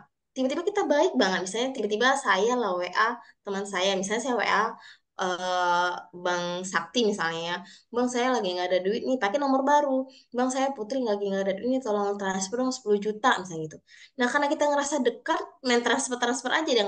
Dan kebetulan namanya itu bukan rekening kita. Tapi menariknya yang kemarin kejadian sama saya, dia minta uang atas nama saya, tapi dananya itu bukan nomor saya, tapi nama saya. Jadi orang percaya kan, tapi alhamdulillahnya belum ada yang transfer saat itu. Lakukan cross check sedekat apapun kamu sama teman kamu, kalau dia tiba-tiba minjam uang dan itu bukan atas nama dia, apa bukan nomor dia, ajak dulu video call misalnya. Yuk video call misalnya kayak gitu. Tuh masih bukannya kita pelit atau apa, tapi untuk sama-sama enak. Nanti tiba-tiba kita kasih bukan dia, kita yang rugi ya kan. Nah, nanti tiba-tiba kita rugi terus kita mau minta ganti, kita yang salah. Ya kenapa aku transfer juga? Ternyata sama penipu. Jadi kita kesal sendiri kan. Jadi kalau ada teman-teman yang tiba-tiba minta pinjam duit, kamu ada duitnya mungkin ya 10 juta ada. Karena kebaikan hati kamu, kamu mau kasih. Tapi sebelum kamu kasih, verifikasi 2 langkah dulu deh. Video call dulu sama dia gitu kan. Tanya, kalau kalian dekat, ada pasti kalian punya password makanan kesukaanku apa? Tanya dia. Aku suka film apa? Tanya dia kalau dia benar-benar kenal kamu gitu kan. Tapi biasanya kalau orang yang dekat itu dari bahasanya aja kita tahu ini dia atau enggak. kok tiba-tiba dia WA aku kayak gini ya. Biasanya kita bisa notice tuh, ini bukan dia nih gitu. Tapi karena kan ada orang nggak notice ya, dia main transfer aja mau cepat. Kayak yang tadi saya bilang, kita terlalu pengen cepat gitu loh. Kita ini kecepatan kita sangat besar gitu, pengen cepat-cepat aja. Nah itu jangan lakukan itu. Tanya dulu, video call dulu, benar nggak ini dia, baru transfer. Jangan sampai mau eh, tiba-tiba transfer kayak gitu ya. Oke, baik. Ini cukup menarik ya untuk pembahasannya karena memang banyak sekali jujur saya juga mendapatkan insight baru Ibu mengenai cara bersosial media dan mungkin cara aman di era digital sekarang ya. Oke, untuk Ibu Fitri semoga menjawab ya untuk pertanyaannya. Izin saya lanjut ke pertanyaan selanjutnya. Oke, dari Ibu Aminah, izin bertanya Bu, apakah kita harus punya email lebih dari satu biar lebih aman, atau punya email satu asalkan passwordnya kuat dan sudah bisa aman? Soalnya saya susah kalau emailnya terlalu banyak, sering lupa email yang mana dan kemana. Jadi saya hanya pakai satu email untuk semua akun saya. Terima kasih Ibu, sehat selalu. Ya nggak apa-apa sebenarnya satu email untuk semua itu nggak masalah sebenarnya. Itu tergantung ke apa namanya selama passwordnya aman ya nggak masalah. Kalau saya kenapa berbeda? Karena pernah satu saya bingung sendiri. Misalnya saya mau nyari informasi penting dari klien misalnya ya. Mana kan tenggelam sama apa email dari mahasiswa. Mahasiswa kan banyak brut. Jadi tenggelam gitu. Kita harus scroll ke bawah kan lama ya. Nanti ada informasi penting dari pelatihan misalnya. Jadi saya beda-bedakan untuk mahasiswa mana, pekerjaan mana, pelatih apa pribadi saya mana itu saya beda-bedakan.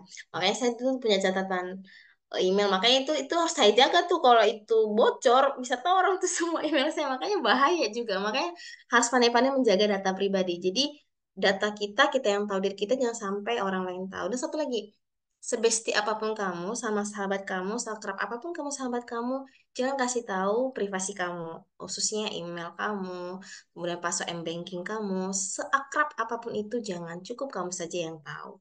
Karena kita meminimalisir kemungkinan-kemungkinan terburuk gitu. Gak apa-apa, satu aja juga nggak apa-apa. Yang penting passwordnya pastikan kuat dan aktifkan verifikasi 2 langkah. Saran saya kalau cuma satu. Baik, memang tergantung kebutuhan Ibu ya, karena memang ada Mm-mm. beberapa orang yang butuh lebih dari satu email, tapi ada juga beberapa yang dengan satu email pun sudah bisa gitu ya. Oke, Iya namun betul. betul baik, namun memang kuncinya itu di verifikasi 2 langkah Ibu ya. Tetap Mm-mm. kembali lagi ke situ. Oke, baik. Untuk Ibu Aminah, semoga pertanyaannya terjawab Ibu ya.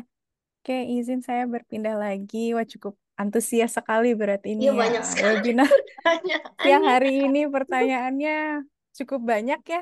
Jadi izin saya agak mungkin agak terburu-buru kesannya, tapi memang ini cukup banyak. Kita Uh-uh. banyak yang antusias untuk menanyakan pertanyaannya karena memang topiknya sangat menarik sekali Ibu dan cukup membantu juga.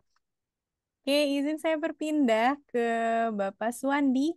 Jadi Bapak Suwandi ini, oke, izin bertanya, apakah aman dari plagiarisme untuk tugas kuliah pakai AI? Mungkin dari penggunaan AI kira-kira untuk plagiarismenya itu gimana itu, Bu? Oke, menarik ya. Oke. Untuk menggunakan AI dalam mencari skripsi itu saya sarankan. Sangat saya sarankan karena banyak ide-ide menarik dan kalian bisa menemukan gap research kalian. Tapi amannya dari plagiat mana, Bu? Itulah pentingnya prafase. Setelah kalian cari di AI, jangan langsung dari AI itu kalian copy paste ke Word. Tapi prafase dengan bahasa kalian simpulkan apa yang kalian baca, kalian prafase ke Word. Nah, itu insya Allah aman dari plagiarism. Nah, terus satu lagi, kalau misalnya sekarang pun kan tools untuk prafase banyak ya, itu ada Quillbot, teman-teman bisa cek itu juga tools prapasanya juga bagus dia tapi bahasa Inggris tapi bahasa Indonesia juga kemarin saya coba cuman jelek hasilnya bahasa Indonesia nanti tinggal kalian kopas ke DeepL.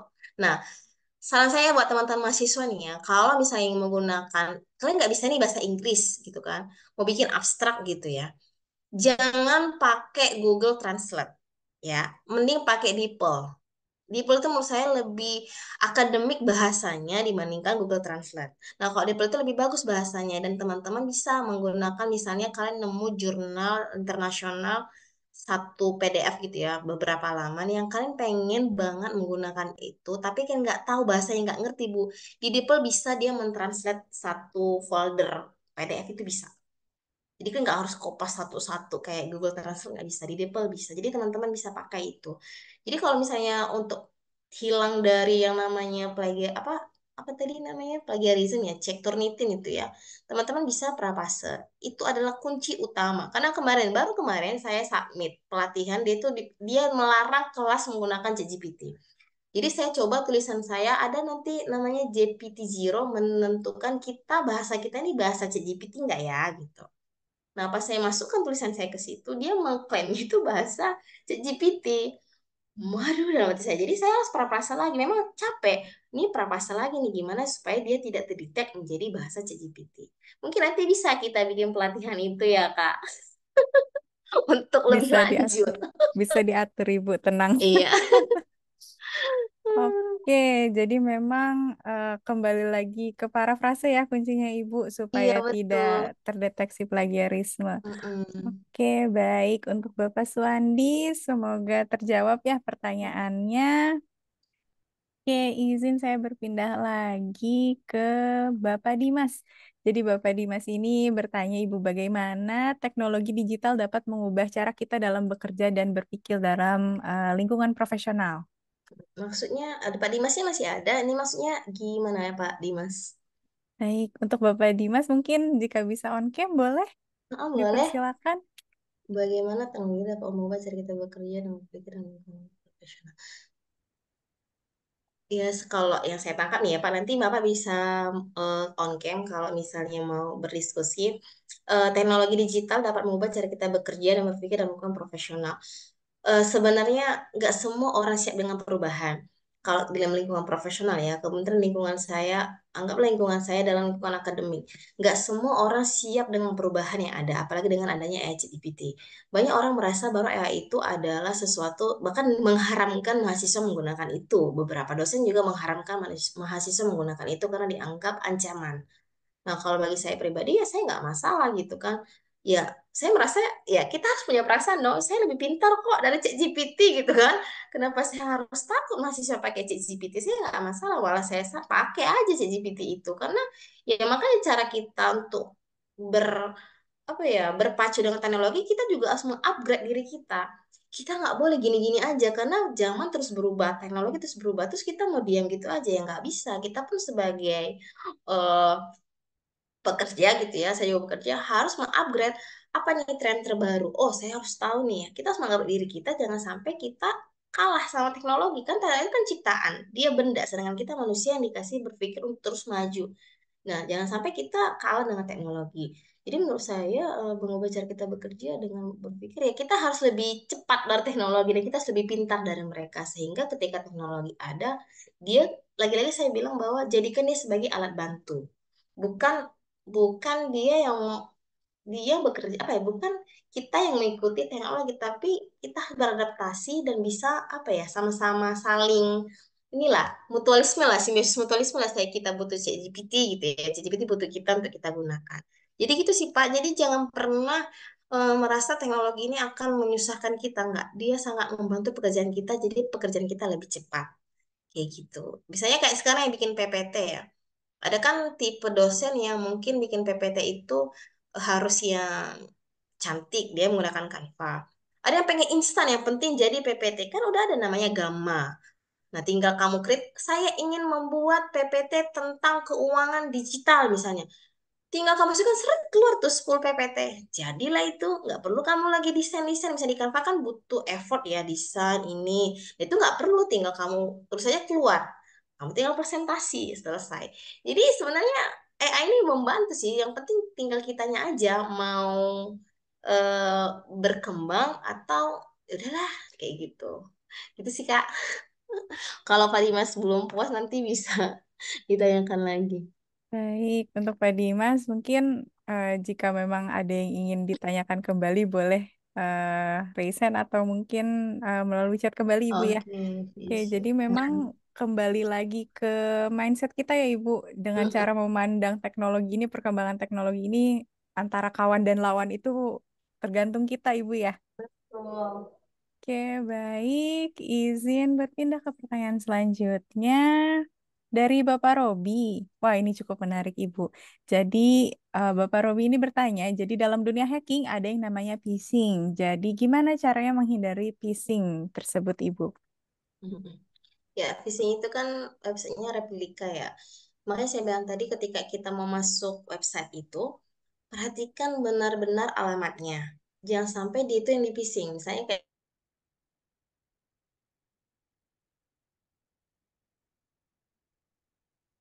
tadi saya bilang .go.id kah atau Mandiri I-nya satu kan, nah itu harus kita perhatikan tuh. Karena dia akan membuat website itu semirip mungkin dengan website aslinya. Nah itu phishing tuh. Nah, otomatis kita kan masuk tuh username dan password kita masuk tuh, kita masukkan data-data diri kita, sebenarnya itu kita salah masuk gitu loh, itu bukan email aslinya, itu email phishing gitu. Jadi otomatis dia ngerekod data-data kita yang itu dia gunakan untuk mengambil uang kita di Bank Mandiri aslinya. Jadi makanya kita harus benar-benar teliti ketika melihat alamatnya itu, jangan sampai kurang i-nya, jangan sampai salah .com-nya, dan satu lagi perhatikan HTTP-nya, ada S-nya enggak? Pastikan harus ada S-nya. Jangan sampai S-nya hilang gitu ya. Harus ada S-nya. Jadi alat phishing ini yang bahaya nih. Ini yang benar-benar bisa mencuri data-data kita. Karena memang saya bilang kreatif. Mereka penipu ini kreatif. Mereka punya effort yang luar biasa, effort tinggi untuk bikin email yang sama dengan aslinya hanya untuk mencuri data. Makanya gini mas saya ya, penipu aja rela loh belajar mati-matian loh. Mereka benar belajar mati-matian untuk menipu gitu ya dengan menggunakan AI, dengan belajar bagaimana mencari data kita. Mereka belajar kan, nggak mungkin mereka tiba-tiba bisa kan, pasti mereka belajar. Masa kita yang ingin menyelamatkan diri kita nggak mau belajar gitu loh, menyelamatkan diri kita dari penipu-penipu ini. Penipu itu aja sangat belajarnya cepat. Oh bagaimana nih, oh, udah ada AI nih. Nah suara kan sekarang udah bisa pakai AI, suara saya nanti tiba-tiba mirip padahal bukan saya gitu kan, atau mungkin foto ini saya bergerak-gerak padahal itu bukan saya gitu kan. Nah itu juga harus hati-hati, makanya saya bilang ya ini penipu jak belajar bagaimana menggunakan AI untuk menipu, masa kita tidak menggunakan AI untuk menyelamatkan diri kita dan untuk berkembang lebih baik. Jadi kalau untuk menyelamatkan dari visi makanya hati-hati, sangat hati-hati. Memang ini menarik nih karena memang ini aja kurang atau lebih tidak sesuai dengan ejaan yang disempurnakan ya, tidak sesuai dengan itu udah kena tuh. Makanya hati-hati. Biasanya yang paling sering kena phishing itu ya alamat bank ya, terus BUMN tuh kena phishing tuh apa ya, website-websitenya soalnya kita dapat hadiah. Nah sering tuh dapat hadiah lah 10 miliar gitu ya, tiba-tiba kan nggak mungkin ya, kenapa tiba-tiba aku dapat hadiah, soalnya aku penasaran kok aku dapat hadiah emang aku ngapain kayak gitu. Tiba-tiba saya dapat hadiah di BNI, saya nggak punya tabungan di BNI, itu kan saya bilang buat bapak aja hadiahnya, saya bilang saya nggak mau seorang kaya ya, padahal saya tahu dia nipu. Gitu Kak Robi. Oke, baik. Jadi memang harus diperhatikan kembali ya, kitanya harus Betul. meneliti untuk dari nama websitenya, mungkin ya dari ejaannya harus diperhatikan. Lalu setelah itu HTTP-nya itu apakah ada huruf S atau tidak, itu juga cukup penting ya untuk diperhatikan. Hal kecil tapi cukup penting harus Mm-mm. diperhatikan. Oke, baik. Semoga menjawab untuk Bapak Robi. Nih, ada lagi Ibu dari Bapak Lan. Jadi Bapak Lan ini izin bertanya Ibu, bagaimana cara kita membedakan artikel yang terpercaya dan tidak untuk mendapatkan informasi? Karena memang iya sih, memang ini ya agak susah juga menentukan artikel yang terpercaya dan tidak, terutama di zaman sekarang ini ya.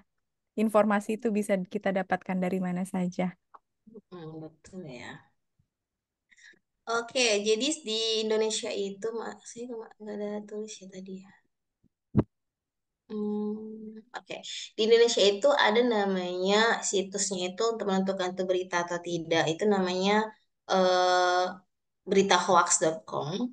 Kemudian ada lagi namanya, jadi dia itu ada situs-situs yang kita bisa melaporkan atau bertanya ini berita benar atau enggak. Dan di situ mereka akan menampilkan di website itu namanya beritahoax.com, mereka akan menampilkan berita-berita yang lagi trending. Oh ini hoax nih, ini hoax. Nanti akan mereka munculkan di situ. Namanya kalau nggak saya beritahoax.com. Tadi malam saya coba buka dan memang iya. Oh, coba saya buka sebentar. Berita.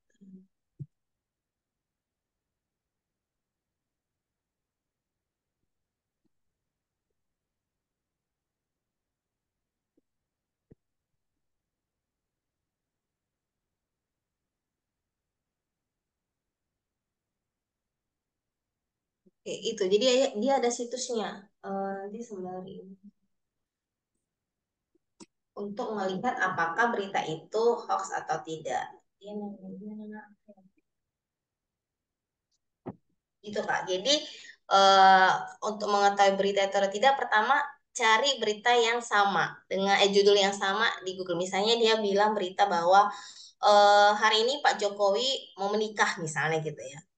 Dia bikin berita seperti itu. Maka kamu cari di Google, misalnya di Google aja dulu kamu cari, benar nggak Pak Jokowi mau nikah? Nah, kalau itu nggak ada beritanya, cuma satu dia yang memberikan berita itu, ya itu wajib kita curiga itu. Nggak mungkin lah seorang presiden yang memberitakan cuma satu orang menunjukkan bahwa Pak Jokowi mau nikah lagi, misalnya kayak gitu ya. Itu bisa kita cari jadi kita cari perbandingan beritanya dengan berita yang sama. Itu akan muncul tuh. Kalau udah dua yang sama kan kita bingung ini yang benar yang mana nih kayak gitu kan. Nah, cari yang paling banyak memberitakan dan cross check dulu atau mungkin tahan dulu nanti kan tiba-tiba kan nanti kan biasanya ada klarifikasi tuh kebenaran berita itu. Makanya selama berita itu kamu masih ragu kebenarannya, tahan dulu, jangan share dulu. Nah, makanya saya bilang kalau kamu terlalu cepat share makanya jadi misinformasi dan desinformasi. Kalau nemu berita itu jangan langsung cepat-cepat, tahan dulu. Takutnya ini hoax gitu kan. Kita cari tahu dulu nih kebenarannya.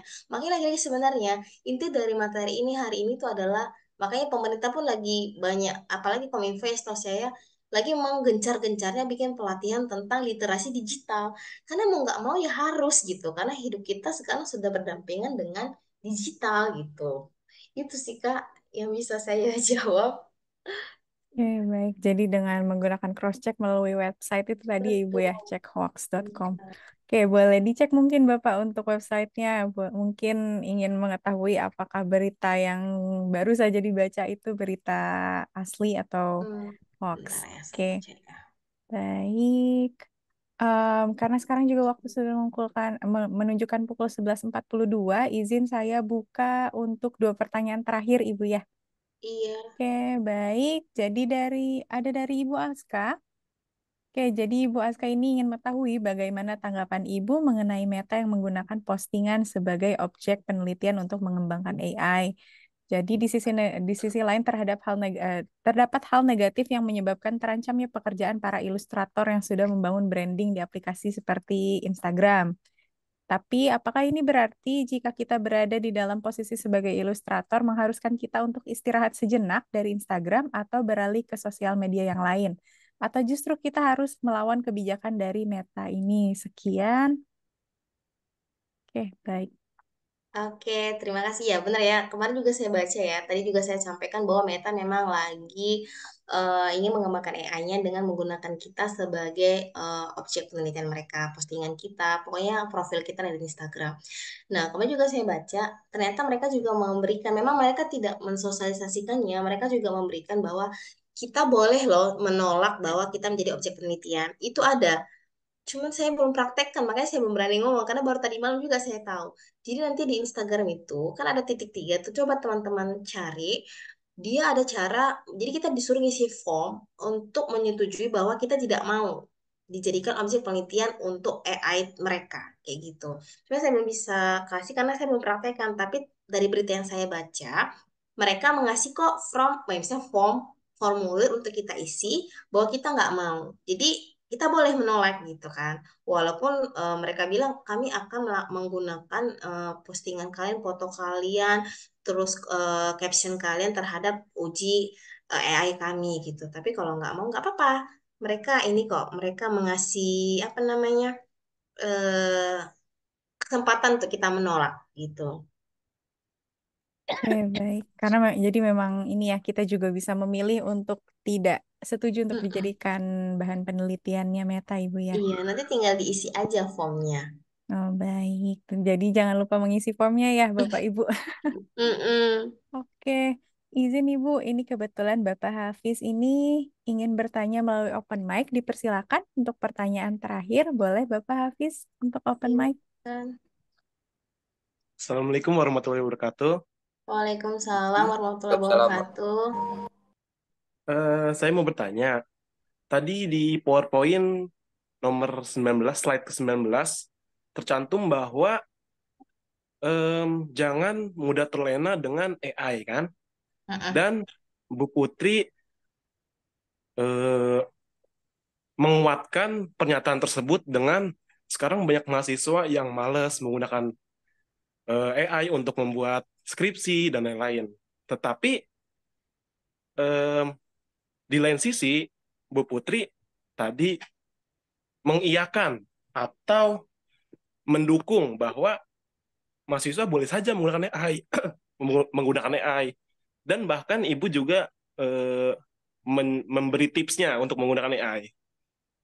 Jadi mungkin saya ada kekeliruan atau apa. Oke, Jadi kita tuh harus eh, jadi kita harus menggunakan AI menjauhi atau enggak AI gitu. atau mempelajarinya. Iya, terima Oke. kasih Bu. Oke, terima Wassalamualaikum. kasih Hafiz. Terima kasih ya jawabannya pertanyaan sangat menarik sekali. Jadi gini, kita kalau menurut saya pribadi, justru dengan adanya AI kita harus pakai. Yang maksud saya terlena ini, kita nggak boleh nih, misalnya nih dalam pembuatan skripsi atau mencari bahan. Kita udah, misalnya kita fokusnya menggunakan AI ChatGPT ya. Contohnya satu ChatGPT. Terus kita ngambil ChatGPT, udah kita fokus ke situ langsung copy paste tanpa mencari jurnal-jurnal yang lain. Ya maksud saya ini kan ketika kita pakai, kita kan kayak tadi, Bu, gimana caranya supaya nggak kena Turnitin atau coba tidak terkena plagiat. Berarti kan kita butuh tenaga ekstra lagi setelah kita menggunakan ChatGPT, kita mau nggak mau harus prapase dong. Nggak bisa kita gunakan ChatGPT aja tinggal copy paste, nah itu terlena. Udahlah yang hasil ChatGPT aja tinggal paste, paste, paste, paste. Akhirnya kita apa? Terlena. Nggak mau lagi kan menggunakannya. Nah maksud saya, kita tetap menggunakan dengan tanda kutip, kita harus penasaran makanya. Jujur saya pribadi ya, saya pribadi kalau menggunakan AI itu nggak bisa satu. Jadi di Chrome saya itu ada beberapa tab, mulai dari ChatGPT, Monica, Flexbility, SCAI, banyak saking banyak typeset itu saya pakai. Dari kelima ini saya lihat pandangannya. ChatGPT jawaban dia apa? Si ini jawabannya apa? Ini jawabannya apa? Ini artikel apa yang dia kasih? Jadi dari saya rangkum. Oh ini kok beda ya? Itu saya rangkum. Nah itu mempermudah kita.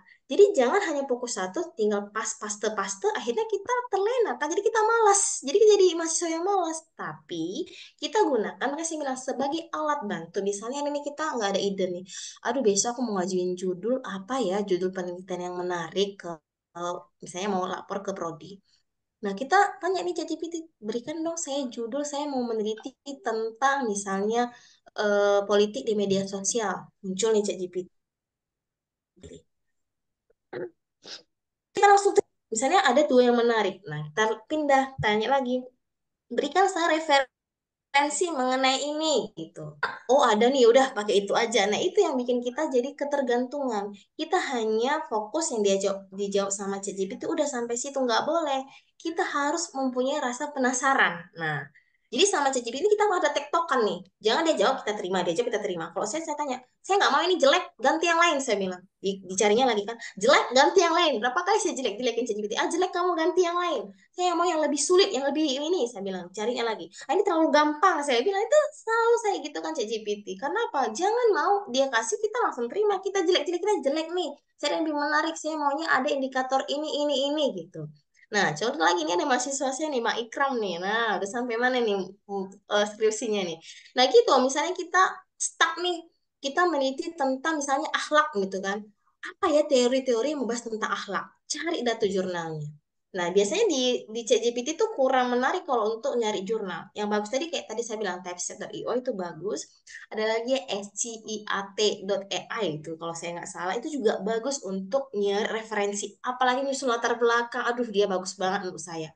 Saya sangat terbantu dengan adanya AI ini. Jadi saya mau nyari jurnal-jurnal ilmiah itu. Nah, satu lagi mau nyari buku kayak kemarin mahasiswa saya ngomong bu saya disuruh pembimbing satu nyari buku bahasa Inggris tentang metodologi pusing saya bu nggak dapat di mana-mana di perpus nggak ada Litgen jangan lupa litgen.oi Dia adalah situs buku gratis yang bisa kamu akses.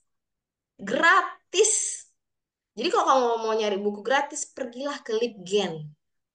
Nih ya, saya kasih di kolom chat ya. Pergilah ke sana. Banyak buku-buku gratis di sana yang bisa kalian dapatkan. Tinggal kalian tulis aja nama itunya. Oke, ini ya saya share ke ini. Saya buka dulu. Nih, Litgen, mana tadi ujung kita. Ini adalah salah satu situs untuk mencari buku gratis. Langsung saya download, saya kirim ke dia. Ini yang kamu cari, iya Bu. Ya, tapi mau nggak mau ya bahasa Inggris gitu ya. Tapi ada kok beberapa bahasa Indonesia untuk mendapatkan buku itu. Ini adalah salah satu situs untuk mencari buku kalau kamu mencari referensi. Jadi sebenarnya gampang loh sekarang kalau misalnya kamu mau bikin buku, mau menulis, bikin pekerjaan itu gampang sebenarnya sekarang. Tinggal mau atau nggak mau. Makanya saya bilang gunakan AI, tapi jangan bergantung dengan AI. AI jadikan sebagai alat bantu. Gitu Bang Hafiz. Bisa Oke. dipahami Bang Hafiz? Berarti konklusinya adalah kita boleh saja menggunakan AI. Betul. Asal kita bisa jangan menggunakan satunya aja lah gitu. Betul. Jangan Oke. fokus satu dan jangan terlena dengan jawaban dia. Cari jawaban-jawaban yang lain. Tapi kayak kemarin, dia ngasih jawaban menurut saya itu jawabannya salah. Kok kamu jawabnya gitu kan, kan kita kan kayak ngobrol ya, kok kamu jawabnya gitu, menurut literatur ini loh jawabannya, kenapa kamu jawabnya seperti itu? Saya bilang, oh maaf atas kesalahan saya. Dia ngomong gitu, oh maaf. Makanya saya bilang dia kan alat ya, dia bisa di error, satu saat dia bisa di error yang memberikan kita jawaban yang salah. Maka kita nggak boleh tergantung satu, kita harus menggunakan beberapa AI nih. Ya kayak mana dia salah, kok kamu jawabnya gitu, salah kamu nih. Saya bilang jawaban yang benar ini. Saya bilang, oh maaf atas kesalahan saya, kan saya perbaiki jawaban saya, baru dimunculkan jawaban baru. Namanya error, namanya program ya, pasti ada error ya. Kita aja manusia ada human errornya kan. Makanya saya selalu bilang, jangan gunakan satu AI, gunakan sebanyak-banyaknya. Udah banyak AI sekarang. Gunakan mereka semua. Makanya kalau yang mau gratis tadi saya bilang, coba deh pelajari tentang Labs. Itu banyak sekali yang gratis di sana. Istilahnya dia kita bayar 50.000 tapi sudah mendapatkan AI yang premium. Bahkan kampanye pun premium. Jadi kamu bisa menggunakan yang premium karena yang premium ya pasti akan berbeda dengan yang gratis ya. Yang premium itu dia apa ya, referensinya itu lebih akurat menurut saya. Jadi kita enak membaca atau menyerap referensi untuk menyusun skripsi atau apapun itu enak kayak gitu. Gitu Bang Hafiz. Ya, baik Bu, terima kasih ya. Sama-sama Hafiz. Baik, terima kasih untuk Bapak Hafiz atas pertanyaannya. Dan dengan pertanyaannya Bapak Hafiz, tibalah kita di akhir acara. Sebelumnya mungkin terima kasih untuk Ibu Putri atas kesediaannya sudah membagikan ilmunya kepada kami di pagi hari ini. Sangat-sangat bermanfaat ya. Terutama untuk kita yang memang saat ini sedang bingung dan sedang dilema gitu ya cara menggunakan eh, banyak sekali tools yang ada di internet mungkin ya untuk mungkin mencari informasi, lalu setelah itu mungkin dalam menjaring koneksi dan segala macamnya. Semoga ilmu yang diberikan juga bisa bermanfaat selain untuk saya, mungkin untuk para peserta yang lainnya juga di kemudian hari.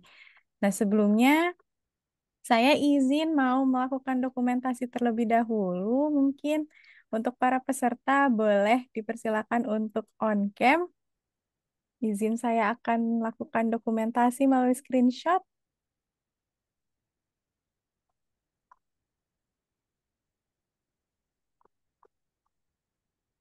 Oke, saya izin di sini ada 4 slides. Izin saya mulai terlebih dahulu dari slides pertama. Oke, izin screenshot di hitungan ketiga untuk slides pertama di 1, 2, 3. Lalu setelah itu izin berpindah ke slides kedua. Oke, izin screenshot di slides kedua di 1, 2, 3. Oke. Wah, masih ada juga ini di slides ketiga. Izin saya screenshot kembali di slides ketiga di 1, 2, 3. Oke, lalu untuk slides terakhir, slides keempat, izin saya screenshot di 1, 2, 3. Oke. Baik, karena sudah dokumentasinya, maka dari itu berakhir juga sesi webinar kita pada pagi hari ini. Sekali lagi terima kasih atas kehadiran para peserta, serta terima kasih juga atas Ibu Putri atas materi yang sudah diberikan. Saya izin mengakhiri webinar ini dengan wassalamualaikum warahmatullahi wabarakatuh. Selamat siang dan sampai jumpa. Kak, ada yang nanya itu link absensinya katanya di grup, Iya, di dalam chat. baik.